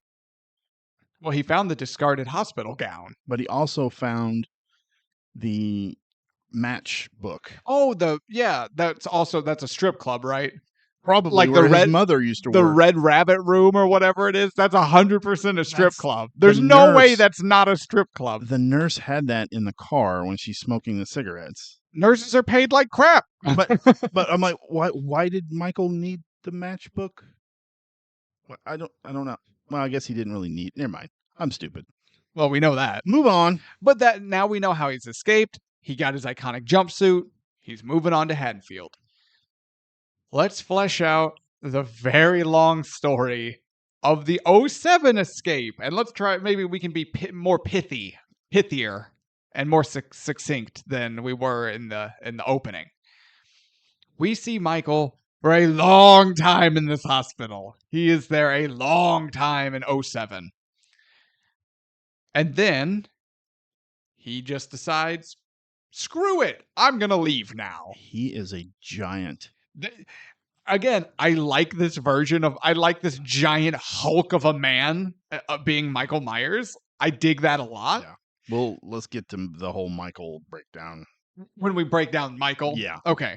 So they're still doing a patient transfer, but they've got him chained up. There's a bunch of guards, a bunch of guns on him. But he's a giant monster of a man, so he breaks the chains and then proceeds to kill everyone. He is quick. Yeah. Yeah, he quickly just rips through these guys. When I was watching this, the problem I had with it was all the different actors that were as the guards. Mm-hmm. You had Bill Moseley, who was a Rob Zombie guy who played in House of a Thousand Corpses. Oh, sure. And his other movie previous to Halloween. Leslie Easterbrook was in this. Okay. She was the female. Oh, yeah. Who played Callahan from Police Academy. Oh, wow. Deep cuts. Yes. And there was the other guy, and I cannot remember his name, but he was also in a couple of Rob Zombie films prior to this. So you're saying that Rob, who casts his wife and everything, also got some of his buddies to play in a minor role? Yes. Shocking. I know. I am shocked by this revelation. It's like Martin Scorsese and Bob De Don't Niro. I hate... Why? Why bring this evil back? No one wants to talk about Bobby Boy De Niro. I hate you. Got to bring the evil for the evil podcast of Halloween. You know what grossed more than either of these movies? That joke. On Golden Pond. Blah, blah, blah, blah, blah. Let's suck face. Blah, blah, blah, blah. You want to bring evil back? Two can play this game. Blah, blah, blah, blah. If you don't know what we're talking about, dive into our previous episode so all these references make sense. But he kills all the guards. That's when his old buddy, Danny Trejo, who is the old cliche, he's 3 months from retirement. He's too old for this shit, right? Roger Murtaugh. Right. He gets the Murtaugh Award this episode for being too old for this shit. And as soon as he said that he was 3 months from retirement, You knew. You're dead. Yeah, You're absolutely. So he walks in, sees the massacre, turns around, sees Michael, and actually attempts, instead of being a normal person just running the hell away as soon as you saw the first corpse, he's like, I can handle this situation. And he tries to handcuff Michael, to which Michael, for an extended period of time, tries to drown him. Decides, screw it, this old man can hold his breath for way longer than I thought, and crushes his head with a TV. That whole part was just way, way funnier than it should have been to me. Mikey, I was good I to you, was good to man. you, Mikey. And then blah, blah, blah. No. But again, so I guess the idea is it's showing that even that Michael can no longer distinguish or no longer cares about who's good to him and who mistreats him. It's all the same. But we already knew that from when he killed his pet and his family and the bully. Like we're treading the same ground here a little bit. Maybe it's Rob Zombie showing that all the treatment that he went through with Loomis didn't work, so that there was no question, saying, because Or maybe it made it worse. or maybe it made it worse. I don't know. Retreat into your mind, Mikey. Exactly. So Danny Trejo finally reaped what he sowed. yes. But yeah, it definitely shows that Michael is no longer able, or maybe even just willing, to bond with anybody. Or I don't think he's capable I don't anymore. think he is either. I think mentally he cannot establish that kind of connection. It's beyond him at this point. He then walks for an undetermined amount of distance where he goes to a truck stop and we meet Grizzly. Grizzly's back in town, boys. Grizzly's here. I just got it painted. Don't scratch my truck. Grizzly, I ate a big Taco Deluxe Supreme. I gotta take a huge shit. Grizzly's in town. Watch out. I hated that guy so much. I loved the fact that Michael remodeled that bathroom with that guy's face. Okay, that guy is also a big dude, and they get into just a full professional wrestling Donnybrook, and they tear that bathroom stall apart, and it's amazing. I don't even think any of that was gimmicked. I think you just had two big guys who said, "To hell with it, we're gonna do this," and they tore that bathroom apart. Rob Zombie says, "Okay, this is what we're gonna do. Tyler, and when I say action, you're going to kill him, stab him, whatever. You're going to die." And they're like, "Okay, action." And he's like, "We're not going to do that. Hang on. We'll watch this shit." They went into business for he's like, "Just keep that camera rolling, boss." Yeah. And they tore that bathroom apart. And it is cool. And then got in the van and drove off because they didn't want to have to pay for the damages. It was filmed on location in an actual truck stop bathroom. After tearing it apart, they went, "Oh, this isn't in the budget." And they left. Guerrilla style. Like when Swayze in Point Break, he and his buddies he was buddies with the cameraman. You know this story. No. So in Point Break, Swayze asked the director, "Let's actually skydive for the skydiving scenes." And the director was like, "No, we can't do that. It's too dangerous, blah, blah, blah." Wouldn't do it. Swayze was an experienced skydiver. Yeah. And his buddy was one of the cameramen and also an experienced skydiver. So they stole a camera and went skydiving, filmed it themselves, went back, the next day they worked and showed the director the footage. And he's like, this is what we can do. And the director was like, "This is amazing." And so that's why when you watch Point Break and you have these amazing scenes that look so good of Swayze skydiving, then it cuts to Keanu, who's clearly like in front of a green screen with a fan under him, right? Flailing awkwardly. That's because he was. And the reason Swayze looks so good is because he was actually doing it. And that just straight guerrilla filmmaking. Plus, it was Patrick Swayze. He would look good doing anything. That's true. So I watch Roadhouse, but I still don't know what that movie's about. I get lost in the shirtless scenes. Although he's not my top 5. No one will ever beat Mel. In the kilt. Oh, in anything. Do you know how many times I have paused the flashing scene? Magnifying glass in hand so I can get full Mel Gibson right into my eyes and my brain. Just inject it straight to my vein so I can get it quicker. But no, so man, that whole getting back to Halloween. Yes. That whole truck stop scene sucks. It's so long and it's so pointless. No one cares. Yeah, you could have done it quick, just like they did in the 78. As much as I enjoy two men that are roughly the same size as Godzilla and King Kong rip a bathroom apart, it doesn't serve enough of a purpose to warrant And also, Grizzly's in town. Grizzly's home. Grizzly, I got Taco Bell rumbly tumbly, and I got to take a huge. And he's commenting about the naked girls in Skank magazine he's reading while he's taking a dump. Who's looking at porn while you're taking a dump? What is you doing, Grizz? If they were having a battle between the worst characters, either him or Ronnie, I'm like, because that guy beats his wife. That dude. We talking about Grizz? Yes. Grizz ain't married. Nobody's waiting at home for him to return and know he's not coming back. Oh, I'm sure there's somebody at home. I don't know what that means. I'm sure he has a wife at home. Yeah, I bet he does. Well, I'm sure in the sequel we'll get more backstory on him too. Oh, I'm sure. Yeah. The whole Grizzly backstory. So the escape scene, give it to the original because it's succinct, effective filmmaking and storytelling. They hit us with all the details we need. He escapes. This is how. He gets dressed and gets in his iconic outfit, and we're moving on in minutes. From Michael attacking the guards, killing Danny Trejo, going to the truck stop, having a kaiju battle with Grizzly in a bathroom, and then getting the jumpsuit and moving on.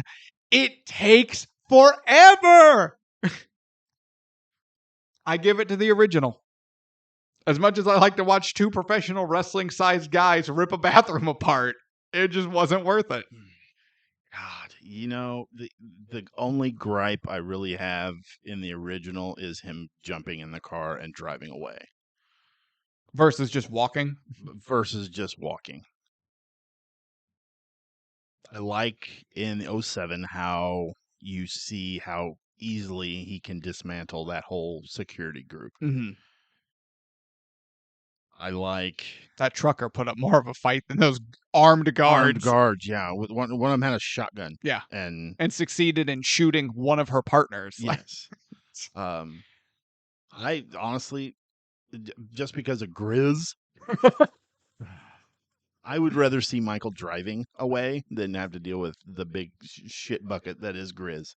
And his big shit. And the overly long Trejo kill. And the dialogue. Hey, brother, it's going to be a few minutes in here. I got a Taco Deluxe Supreme not sitting well.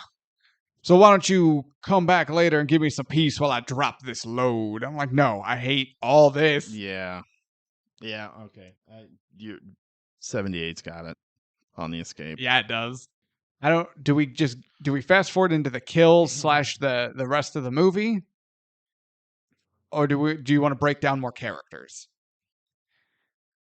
Oh, we have to break down Laurie. Okay, so now we're in Haddonfield, and Laurie's not a baby anymore. Jamie Lee Curtis Laurie is legendary for all the right reasons. 2007 Laurie is insufferable, and I hate her. I hate her.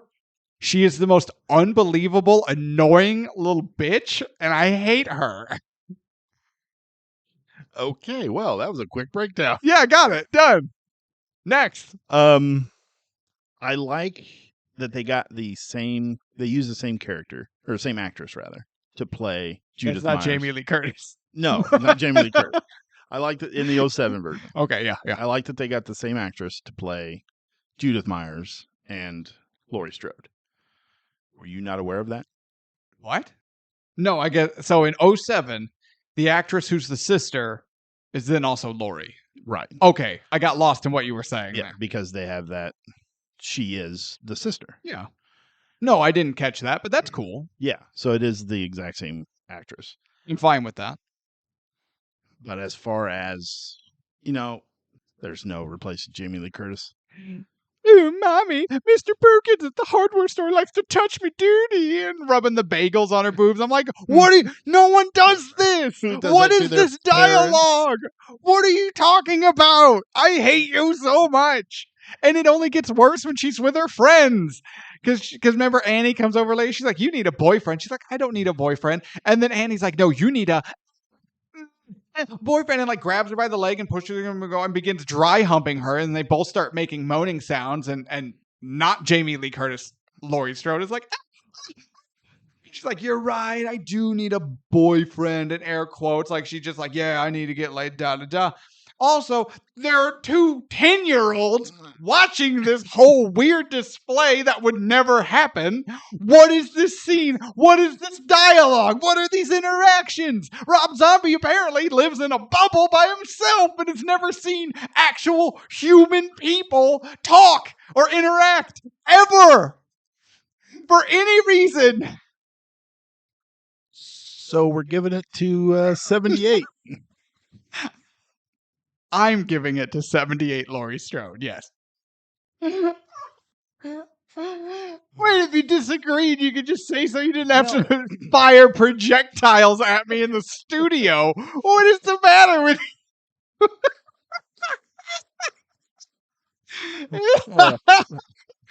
My pin broke.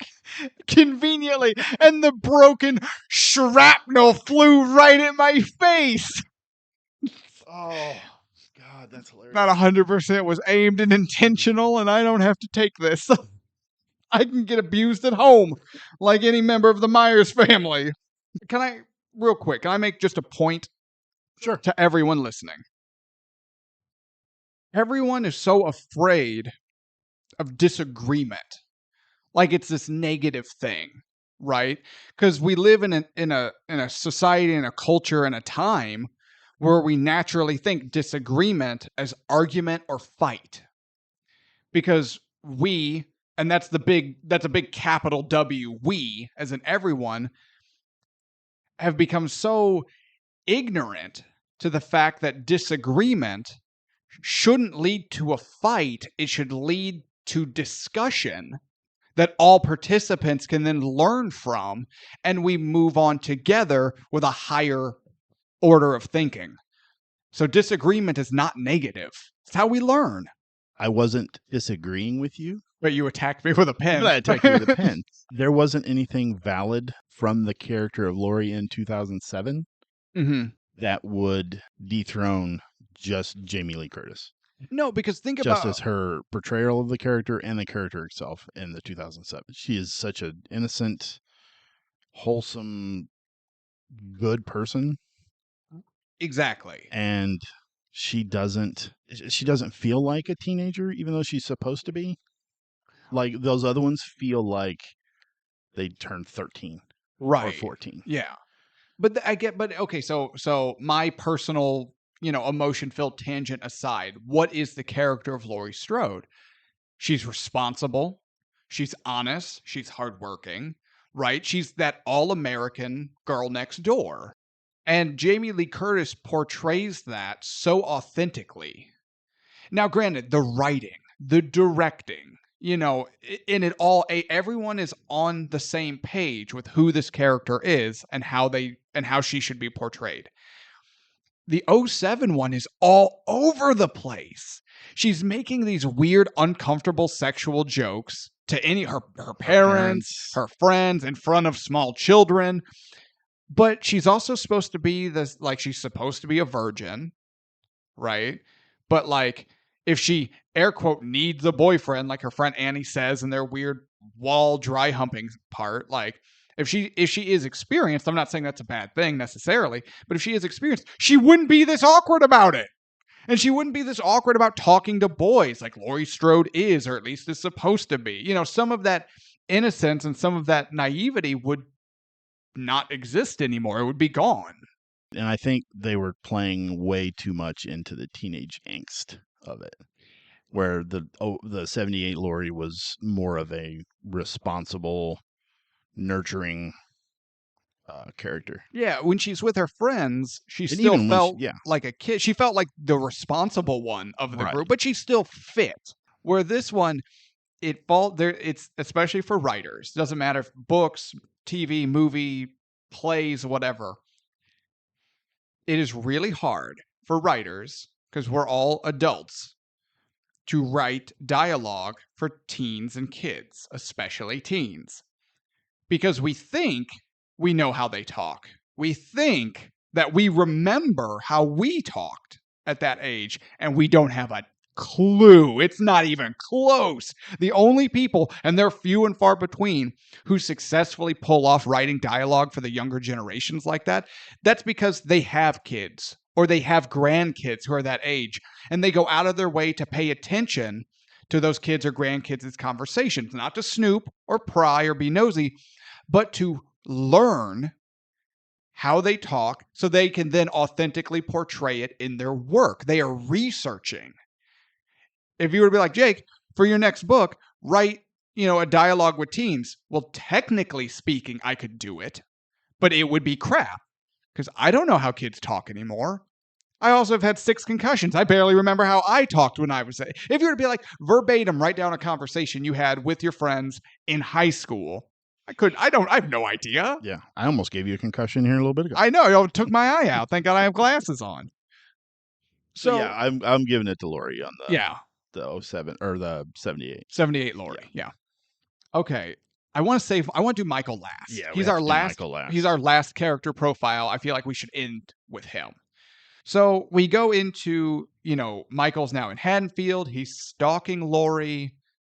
And this is where Rob Zombie plays it very true to the original. We get a lot of the exact same scenes done the same way.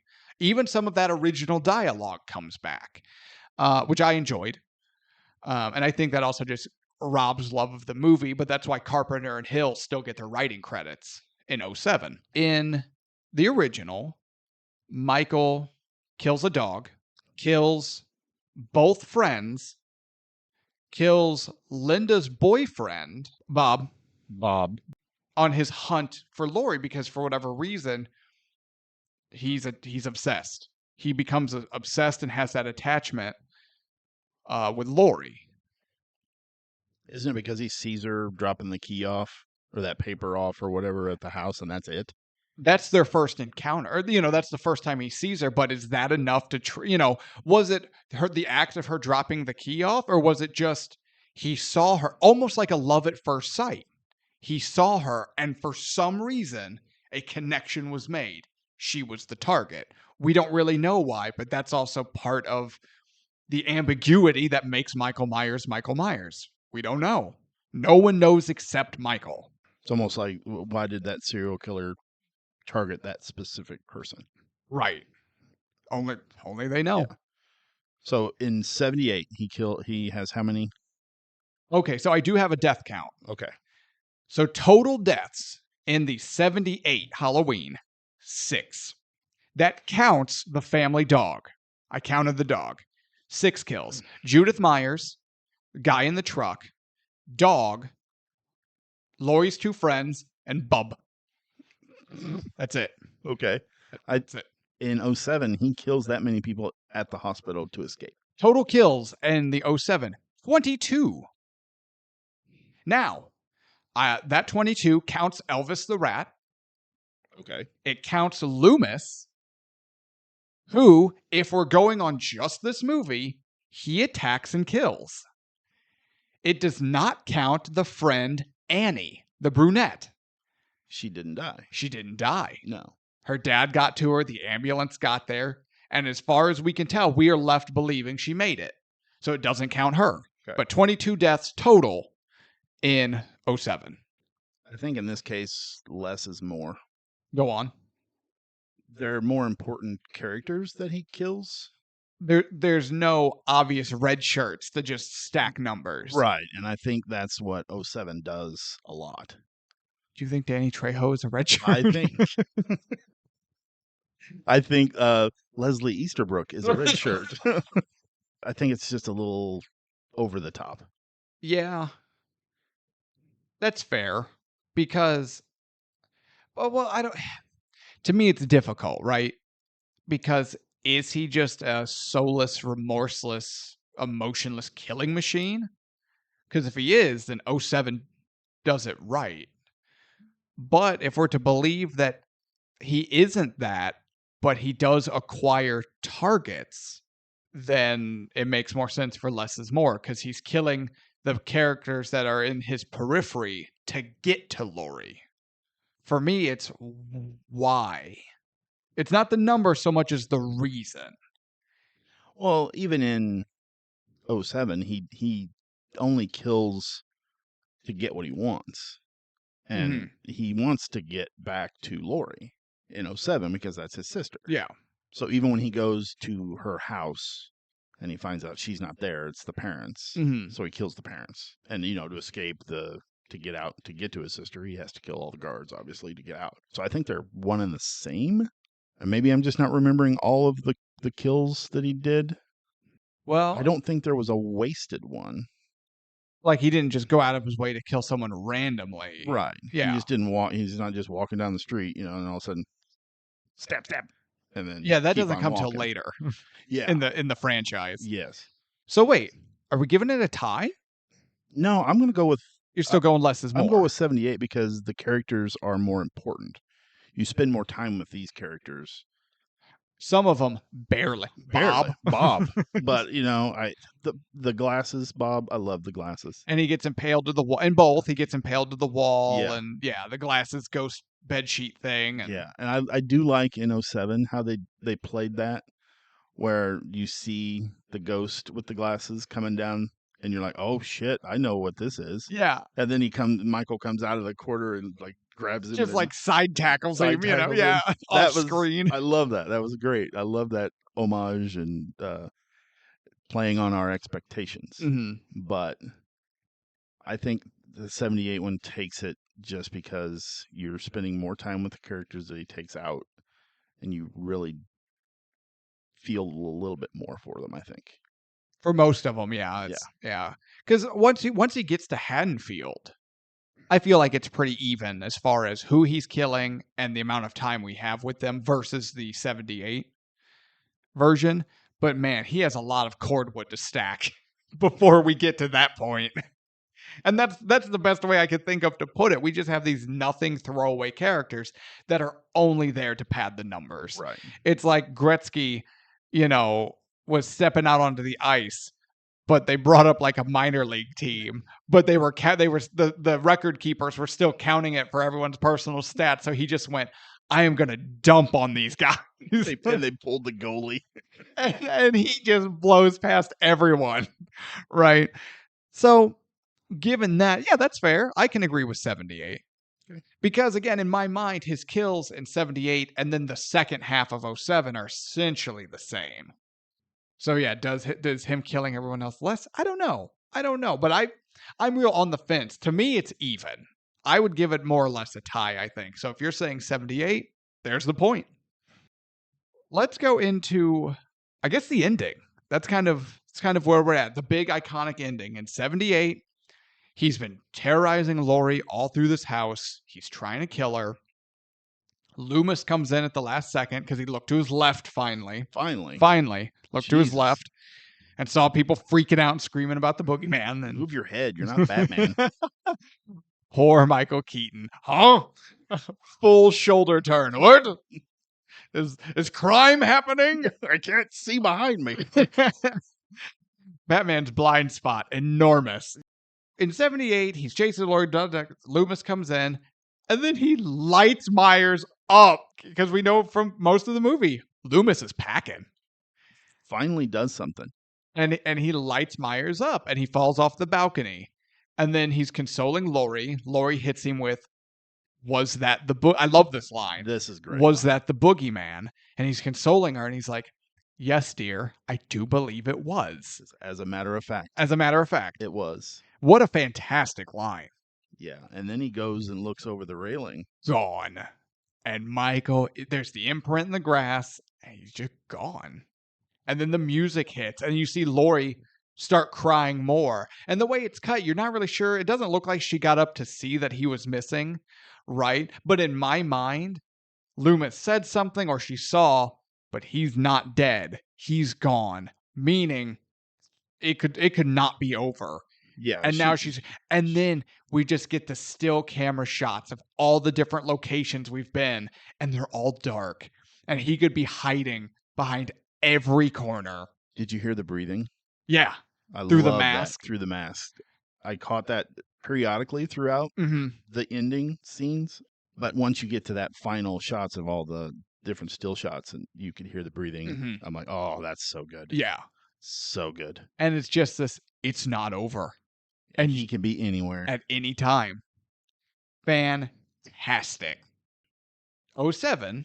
So again, we talked about how when he kills Bob with the ghost sheet, they play on that, right? So we see the balcony, and it looks like, Loomis, oh yeah, this is where Loomis shoots him and he falls off or whatever. But Laurie Laurie has the gun at this point. Yes, because Loomis is dead. Loomis is dead. Because he crushes Loomis's skull. Right. Finger in the eyes, there's blood coming out everywhere. Yeah. Yeah. And she's got the gun. Michael sees she has the gun, drops his weapon and rushes her and tackles her. But then as they fall, he turns so she lands on him, which we'll get into when we talk about Michael specifically. But this confused me a little bit. Laurie then gets the gun, is pulling the hammer back and trying to shoot him, but it's click, click, click, click. She's trying to finish him.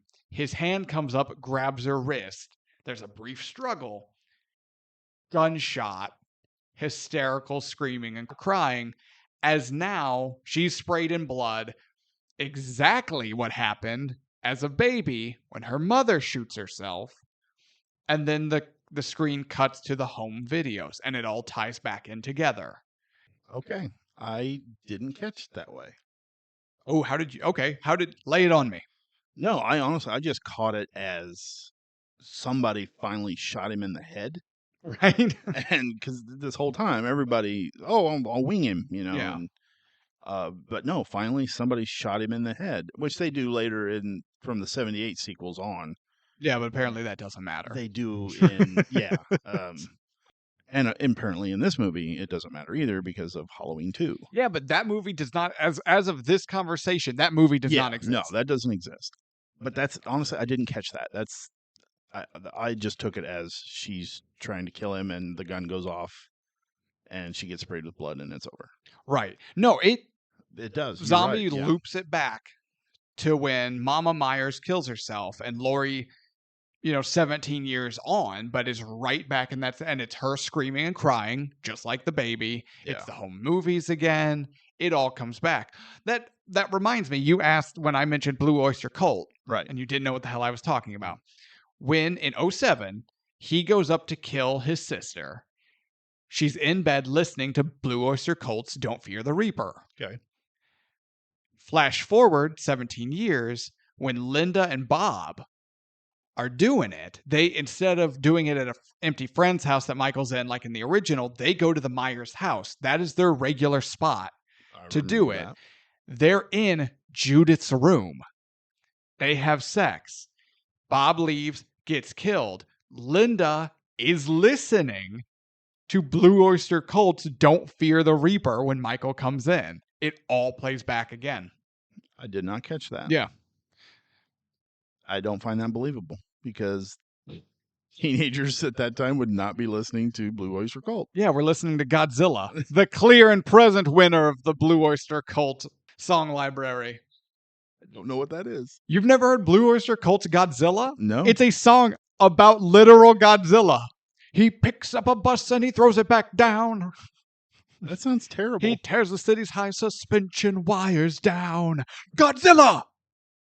Oh, okay. Your homework is now to listen to Blue Oyster Cult's Godzilla. I have heard that.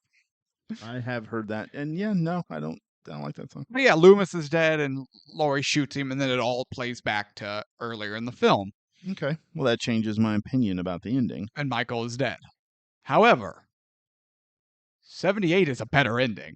Oh, all around. Because where the hell did he go? And then the shots of just look at all these dark areas where he could be. Not only is the ending better in the 78 version, but from the moment Laurie leaves the house that she's babysitting to go next door, from then all the way on is better.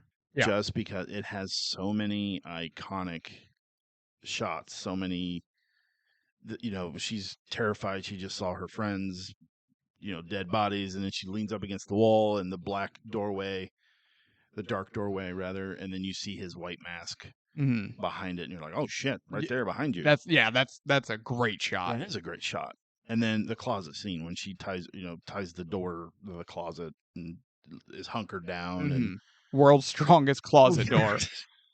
Like, wait a minute, this guy just busted through the kitchen door, right? But these little panels are giving him a fuss. 07 Michael would have just ripped that off with his teeth and been done with it. He'd have looked at it. And Yeah, been like, it'd have crumpled. I'm opening. But him, tearing apart the closet door and she stabs him with the hanger. And that whole part is really cool. And then she thinks she's finally killed him, and he's laying there and he sits up like the Undertaker. Yeah. That. Well, technically, the Undertaker and Kane were sitting up like Michael Myers. Yeah. So from that part on, 07 doesn't have a chance. I don't know if I would go that far, because once Laurie finds Annie, and don't worry, baby, I'm gonna call the ambulance, baby. I'm like, why are you calling your friend baby? That's weird. No one talks like that. But from that point on, and it's just Laurie, and there's virtually no dialogue. There's in a few spots, but it's very limited. And it's just them, and the chase is on, is gripping. I found that gripping. It's good. So, I like it. To say no chance, I disagree. But there's name one really cool shot in any of that. Like when she's in the ceiling crawl space. So Michael just grabs a giant board and begins tearing the ceiling down. That's pretty cool. That went on way too long. Well, that's the story of the entire 07 Halloween, is it goes on way too long, but it was still a cool moment. Yeah, but nothing like the moments that have in 78. That's fair. I mean, but that's the hunt and the chase and da-da-da, which if we were to try to break down every kill for both movies, oh no. I got work in the morning, man. I ain't got time for this shit, right? But no, ending just for the haunting unknown, right? The mystery of it. Even me as the viewer, like, people leaving the theaters had to be like, what the hell? Is he going to be waiting for me out in my car? Like, or people like, I got to walk home after. Are you kidding me? Right? Or it's like, oh, cool. Now I'm just in my house at night and it's dark. And I'm left with this open door in my mind that Michael Myers is still out there. Yeah. Cool. Now I'm going to be afraid forever. Thank you. Right? But it's a better ending. But Rob Zombie crafts a very solid, definitive ending, and how it plays as a part of his story, how it connects to the story he has told throughout, is a very effective ending. And it does well for the movie that he made and for the story he made. So I'm not going to dump on it. I'm not going to say there's no chance. There's a discussion that can be had, but I do agree that the original ending is haunting. Okay. So original wins. Yeah. Okay. I'm glad you're so succinct and you're like, no, I don't want to talk about it. It's amazing content. As I'm just going on about nothing. I said my piece. Okay. You give me as much feedback in general discussions as my wife. Before we get to Michael, he's our last big piece. I want to go over, because I did the math, so we're talking about it, damn it. I did the math and we're going to talk about it. We talked kill counts, 6 versus 22.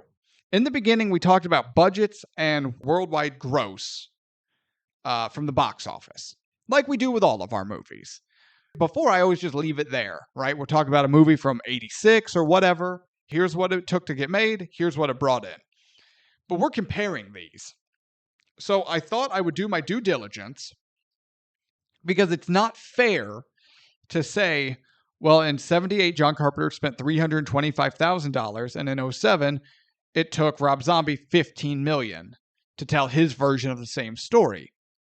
1978 money and 2007 money are not the same money, right? Just a tad. Now here we are looking at it in 23, which is not the same money as either of those time periods. So I converted the budget and the worldwide gross of both films to today's 2023 money, so we can have an actual accurate comparison. If both films were made today, here's the number breakdown. I'm interested to hear this. John Carpenter, in today's money, spent $1.5 million to make Halloween. He grossed $221.79 million. That's an almost 300% profit. Damn. Rob Zombie spent $22.2 million and grossed $119 million, in between 4 to 5 times the money back. So certainly not a commercial flop by any means.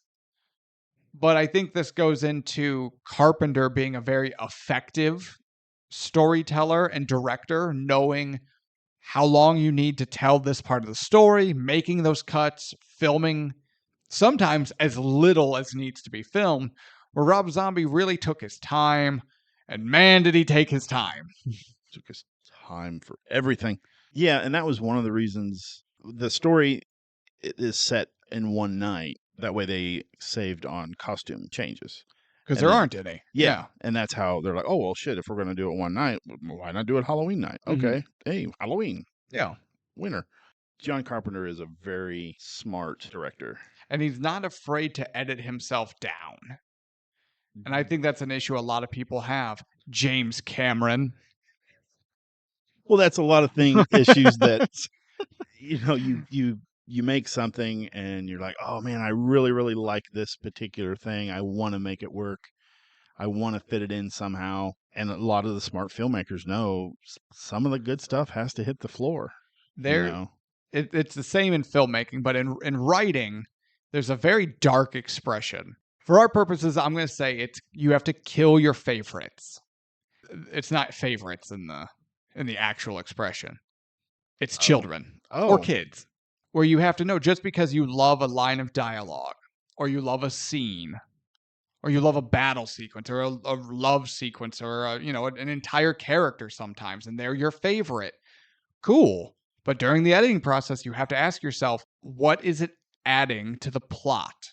And if it's not adding enough or anything, doesn't matter if it's your favorite, it's gotta go. If you're not aiding your plot, it gets cut. You have to kill your favorites. Same goes for filmmaking, and not everyone can do that. No, and it does a couple of things. It helps with the budget, obviously. Mm-hmm. It also helps with the runtime, so you don't have a 24-minute long sequence that pacing. The guy previously did it in 7. Right? And then your audience isn't just sitting there going, why is this scene still going? Yeah. I don't care. So as far as money spent versus money brought in, there's no discussion. It's math. Numbers don't lie. Carpenter wins by a landslide. This is the only debate where I'm like, landslide victory. Cost 1.5, brought in 221. There you go. The only defense I would have for that would be Carpenter's was obviously the original. Nobody had ever seen anything like it before. Mm-hmm. So everybody was flocking to it. Versus Rob Zombie's is the remake of the original. But there's been so many copycats after the original Halloween that people are just kind of like, oh, okay. Correct me if I'm wrong. You would know better than I do. But in 2007, when he's doing this, as a director, Rob Zombie's pretty hot right now in this period of time, is he not? He had done The House of a Thousand Corpses. I remember in horror movie circles, that was a hit. And then the sequel to that, The Devil's Rejects. The Devil's Rejects, yep, yes. That was big. And then this was his third film. His third, yeah. He was riding a pretty high horse as far as directing horror movies at this point. Yeah, I mean, I seen the two previous. I seen both of them, and I enjoyed both of them, even though Devil's Rejects is kind of Thelma and Louise a little bit. But do they drive into the canyon holding hands at the end, or they might as well have. Nice. But it's a good, solid movie, mm-hmm. and he does really good camera work in everything that I've ever seen. But after Halloween 2, I kind of stayed away from his movies. That's fair. Just didn't really click with me anymore. Mm-hmm. But at this point in time, was he doing a remake? Yes.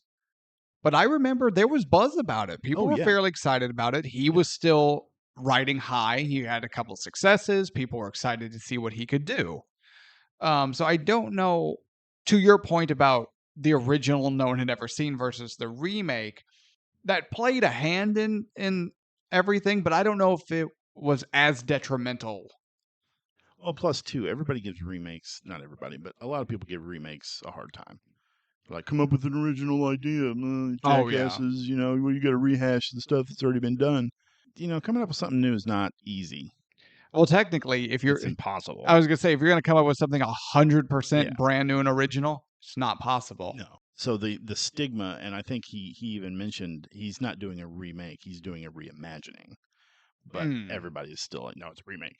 But that was also coming on the heels of the Texas Chainsaw Massacre did a remake. Yeah. I think Friday the 13th was either in the process or it had already came out. That's right. We were in the middle of a Nightmare horror on remake storm. Platinum Dunes was like, let's just churn this shit out. Yeah. You know, they did the Nightmare on Elm Street remake. And I think people were either just kind of tired of it. Yeah. Or getting close. There was definite fatigue.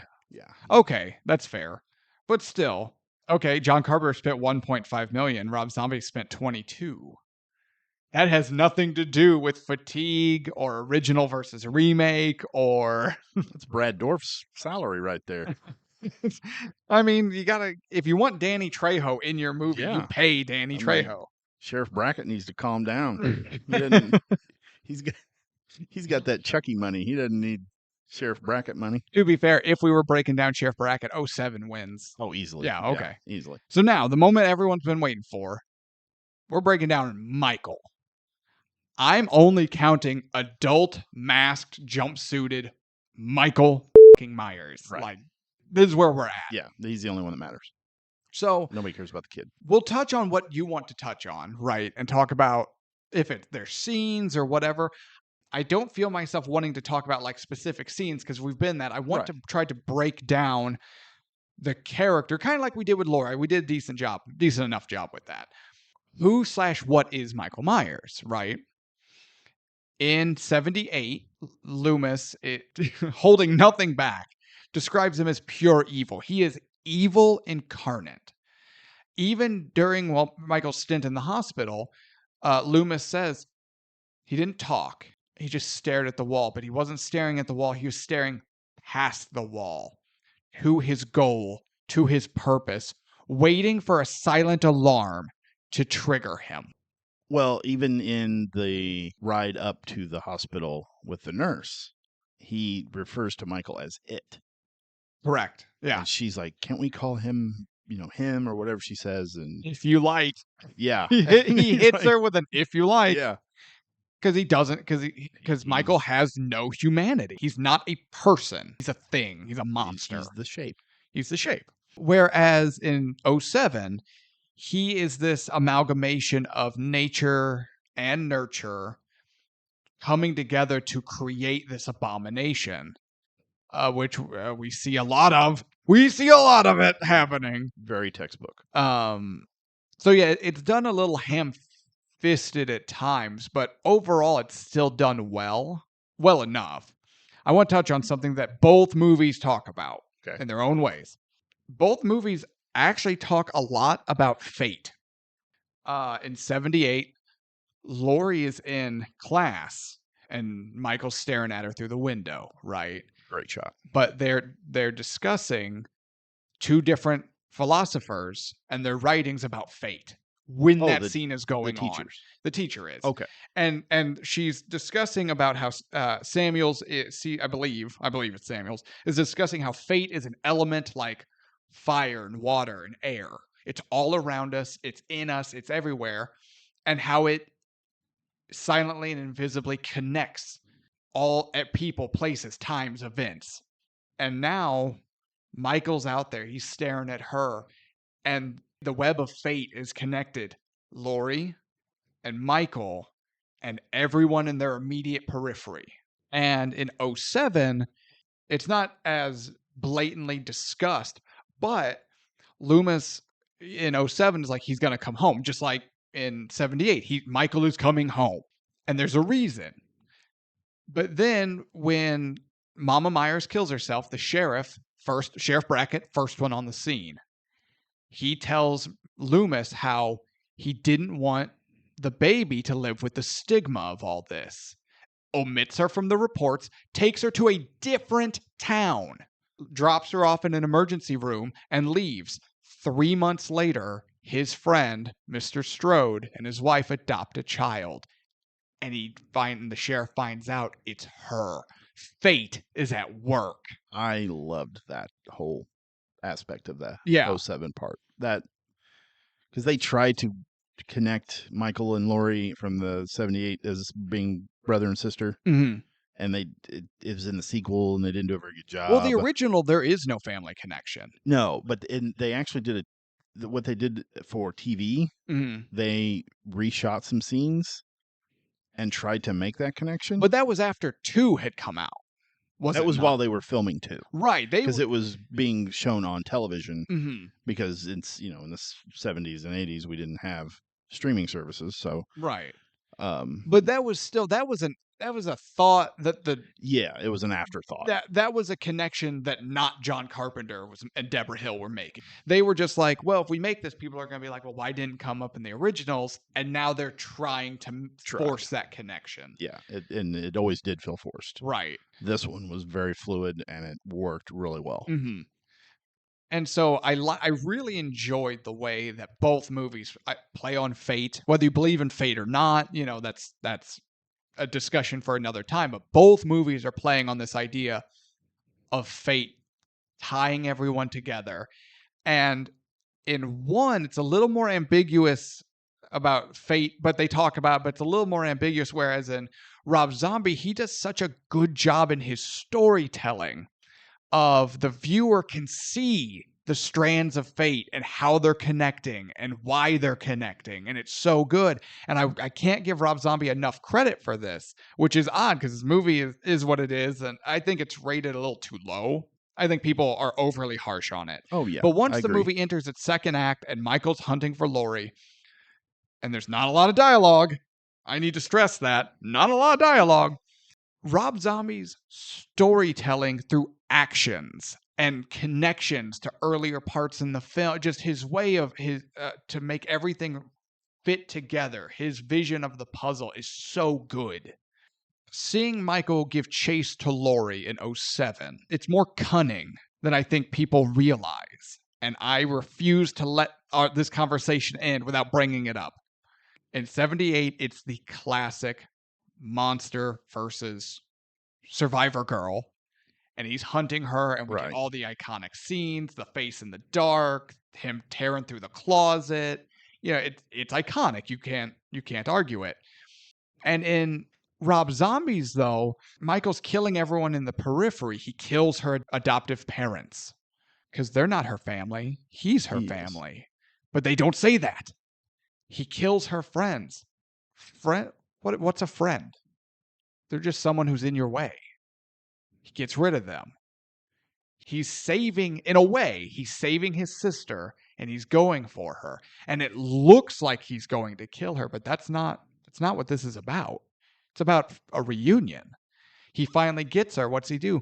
He picks her up. She ends up passing out from terror, because I can only imagine just sensory overload of pure fear, right?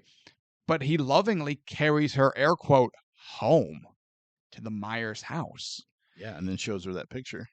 And then she's like, she sees dead Linda. That didn't help things. Not helping his case. A little awkward. But also, what's also down there in the basement? His mother's tombstone. This is an important distinction. In 78, he steals his sister's tombstone. I don't really know why. It's one of those things where you're like, man, what is he thinking? It's not like distractingly odd or out of place, but it's never really brought up. Yeah, it doesn't really make a whole lot of sense. But in Rob Zombies, he steals his mother's and replaces it with an effigy headstone of his own, of the cross sticks with the fox or coyote or whatever it is splayed out on it. He makes her his own headstone and then takes hers and puts it in the house because that's his only other positive family connection. He can be with her. He can mourn her, right? That's why he does it. Bullshit, though. I got to call this out. Straight bullshit. In 07, they talk about how, kids must have done it, blah, blah, blah. And Loomis is like, no, this wasn't kids. This was Michael Myers. And the cemetery keeper is like, this thing is half a ton. You're telling me one man stole a half-ton headstone? And now all brakes are pumping for me. Because I'm like, wait a minute. In 07, he's a monster of a person, but he's still a person. He did not remove a 1,000-pound headstone out of the ground and lug it down the street to his childhood home. It didn't happen. And even if it did, he would have been seen by everyone. Because he'd be like, oh, duh. He gives himself a hernia moving this fucking rock. Maybe he hired some movers. I'm trying to watch my language, but it's so yeah, right. And my wife was like, maybe he had tools. I don't care if he had a crane.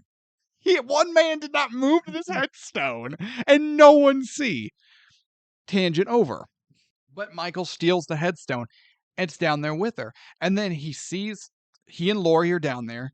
She's like, what do you want? Who are you? Why are you doing this? Blah, blah, blah. He drops his knife. He pulls the picture out and he shows it to her, but she's not really looking. And he's like, look at this. You know, he's not talking, obviously, but he's really forceful in his gesture of like, look at this picture. And she sees it. And we see that it's the picture that Michael's mother gave him to give him comfort while he was in the hospital of young Michael and baby Lori. And then what's he do? He gets down on his knees and sits on his heels, shoulders slumped over, head down, and he takes his mask off. She's the only person he has ever done that for in 15 years. Because he loves his baby sister. That spark of humanity still exists. That thread of hope still exists. But he cannot speak. He cannot articulate it in any meaningful way, especially to Lori, who's freaking out over everything that's happened for, to be fair, obvious reasons. Yeah. All Lori sees is the knife in the ground, or on the ground, and she's trying to get it. And she's like, you know, I want to help you. I want to understand what you're trying to tell me, but I don't. How can I help you? She's trying to placate him while she's going for the knife. And this is, for me, I'm watching this, and this was some heavy stuff. This was genuinely heartbreaking. He's trying. His last thread of humanity, his last thread of hope, his last thread of being a person that no one knew about except him. And he either didn't or couldn't tell anyone. He's trying to get her to understand. She can't, doesn't, whatever, gets the knife, justifiably defends herself, stabs him in like the clavicle. He goes down and she continues her escape. He gets up, rips the knife out, puts the mask back on, and in that moment, Lori and Michael Myers are both damned to hell. In that moment, fate worked its way to shred any hope either of them had, and it's heartbreaking. It is genuinely heartbreaking. You're not wrong. That was really good stuff. I enjoyed that entire interaction between those two. Yeah. And I never had anything like that at all in not only 78, but any of the ones going forward. Because it's Rob Zombie deserves credit. He can tell a story. He can't write dialogue, but there's very little dialogue. This is all story. That the groundwork was laid out in the beginning. We get snippets, and it doesn't beat us over the head, but the presence of it is known throughout. And now here's our payoff. And he's so good at this. We get our payoff, and fate is a fickle bitch. And Lori doesn't understand. Yeah. What could have been different if he could have told her, or if she had realized what was happening in that moment? And that is some heavy stuff. 07 Michael Myers is a little deeper than way 78. deeper. Way deeper. This movie has a 28% on Rotten Tomatoes. That's unfair. That's 100% 6 out of 10 on IMDb. That's fair. If Rotten Tomatoes had this in the 50 to 60 range, no complaints. But this movie is deeper, way deeper than anyone gives it credit for, and that's a crime, which is why we're doing this. I will sit here and I will do this. I will not let this go unanswered. You have this either tortured soul who, in that moment, once the knife goes in, all possible hope of having a connection with anyone is lost, Michael Myers becomes the shape. Whereas in 78, he's always been the shape. Yeah. As soon as he jumps in the car and Exactly. smashes that window with the wrench in his palm. And yeah, that we can see. yeah, just that aspect of it, of the character, 07 has got it. Hands down. Also, when you think of when you try to picture Michael Myers, 07 is a better mental picture of this behemoth. Just the physical appearance of him. Oh, every part of it. Yeah. From the mask is cooler. The towering and massive man that he is. Man Mountain. My God. He, even without the mask, if his hair was slicked back and you could see his face, he would still be a terrifying human. Oh, yeah. But with all of that, and even when he does have the mask off and you see the hair in his face and he's just slumping along in the hospital, he's frightening. Yeah. Yeah. So terrifying. I couldn't imagine seeing him stalking you in the street with all the get up.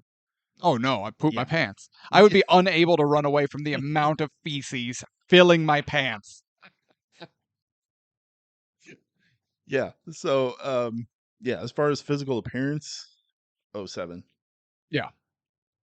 So now I'm going to contradict myself because I said in the beginning, I like the ambiguity of 78 Michael Myers.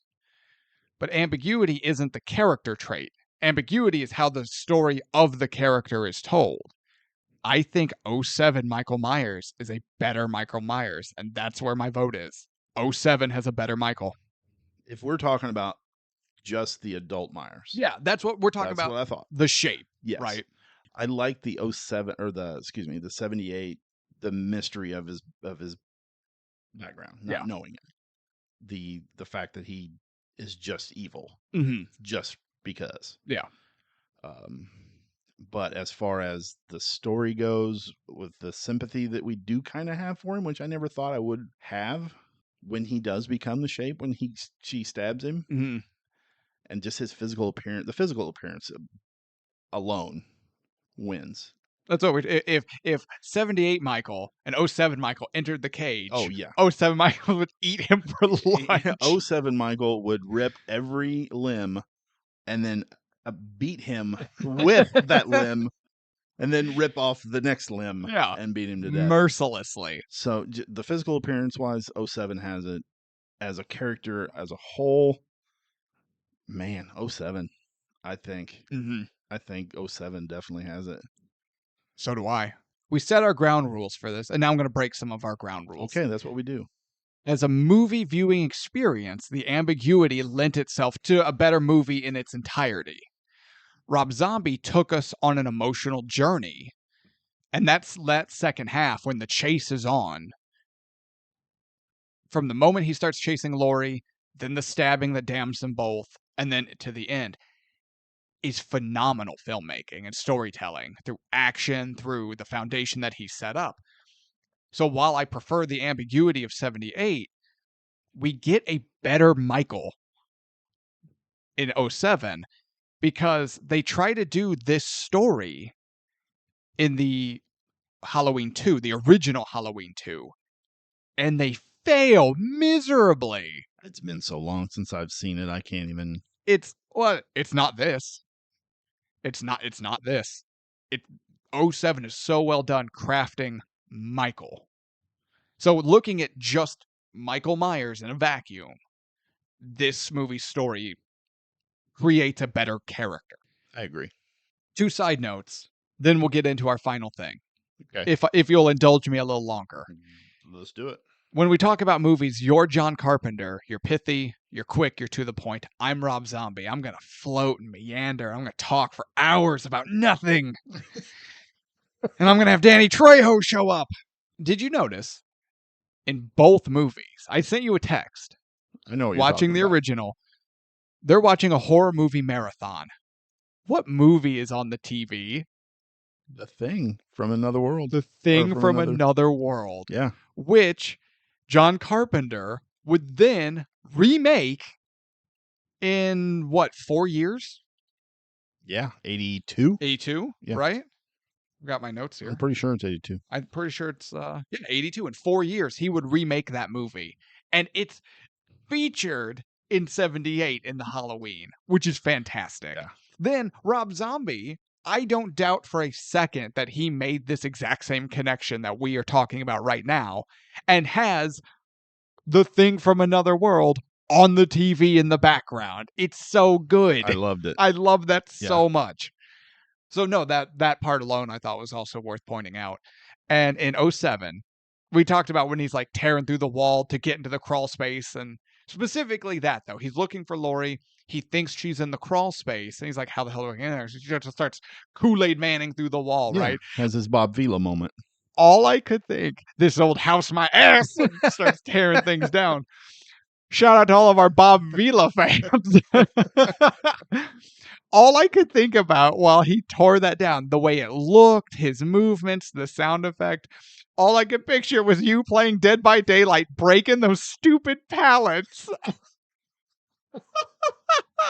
As Michael Myers. As Michael Myers. That's all I could think of was breaking pallets in Dead by Daylight. I was like, this is exactly how I feel. Just the pure frustration. It's like, kick this goddamn pallet apart. So that did speak to me on a deeper emotional level too.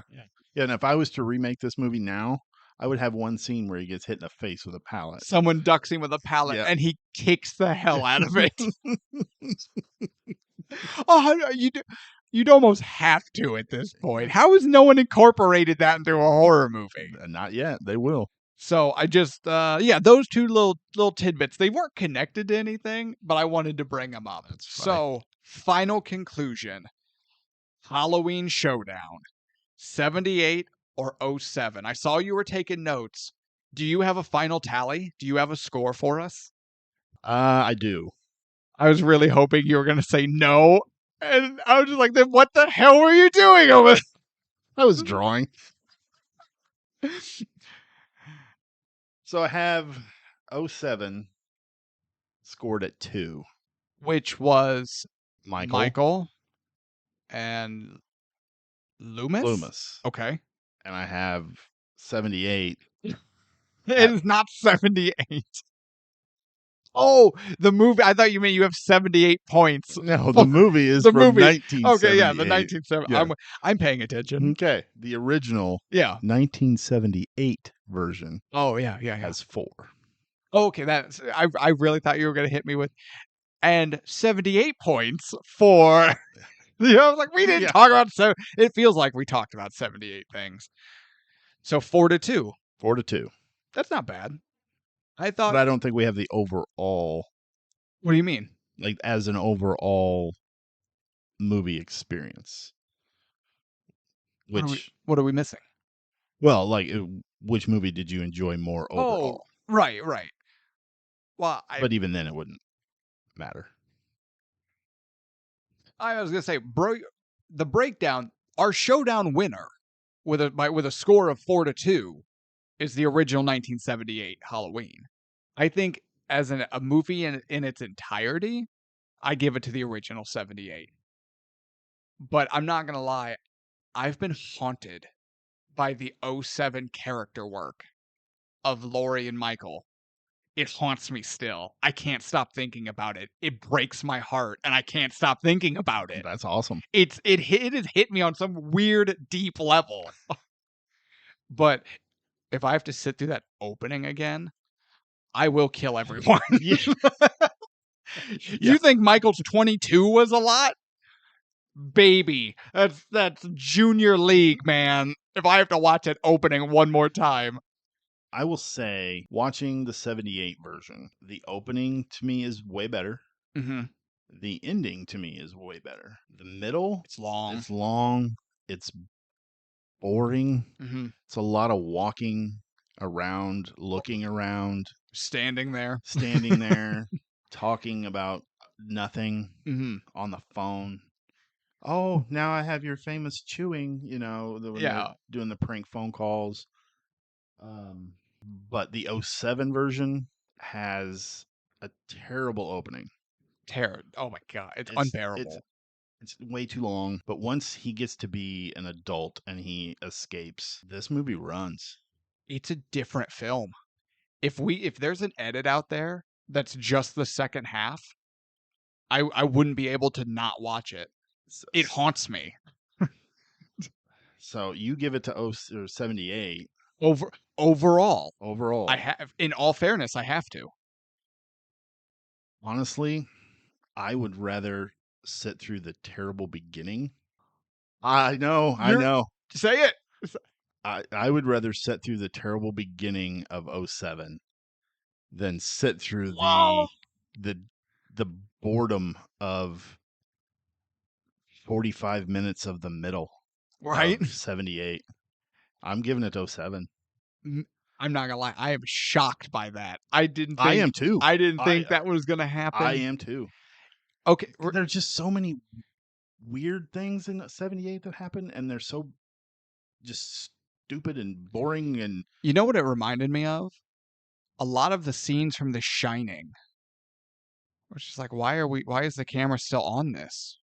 Why are we still here? What? Oh, we're here again. Yeah, how is this different than the first time? It points at things for no reason, and then it comes back to him, and I'm like, oh, why am I looking at this again? What am I seeing? Because we looked at the house across the street.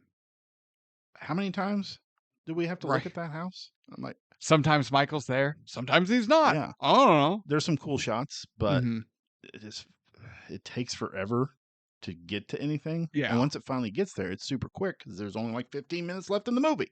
That's true. But I did not think I was going to do this, but yeah, I give it to 07. Wow. Because you're kind of a purist. You're a diehard when it comes to horror movies specifically. I know. I was. I'm proud of you for finally stepping up and maintaining our integrity while watching a film. This might be the first time. Honestly, I did go into the Rob Zombie one knowing I was going to hate it. Me too. It haunts me. And as soon as I seen Loomis's hair, it's like, God, I'm going to hate this movie. But as soon as Ronnie opened his mouth, I'm like, I hate my life. He's screaming at her and he's chewing his food and it's spitting out. I'm like, I hate this movie. But no, once that part was over and he turned into the adult and escaped, I was like, man, this movie is solid. Okay, so officially, we have a split decision, 78 to 07, but the scoreboard goes to 78. Right. So that tells me 2-1.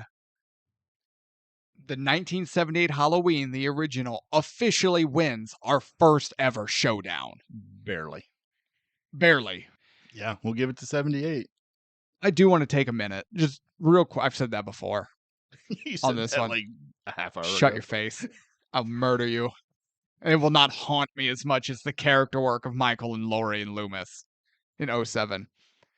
If anyone out there has any amount of pull or power, if this somehow gets to Rob, Mr. Zombie, open this one up again. Either sit down with it yourself and be hypercritical or hire someone. Re-edit this. Give it to Tevis and I. We will re-edit it.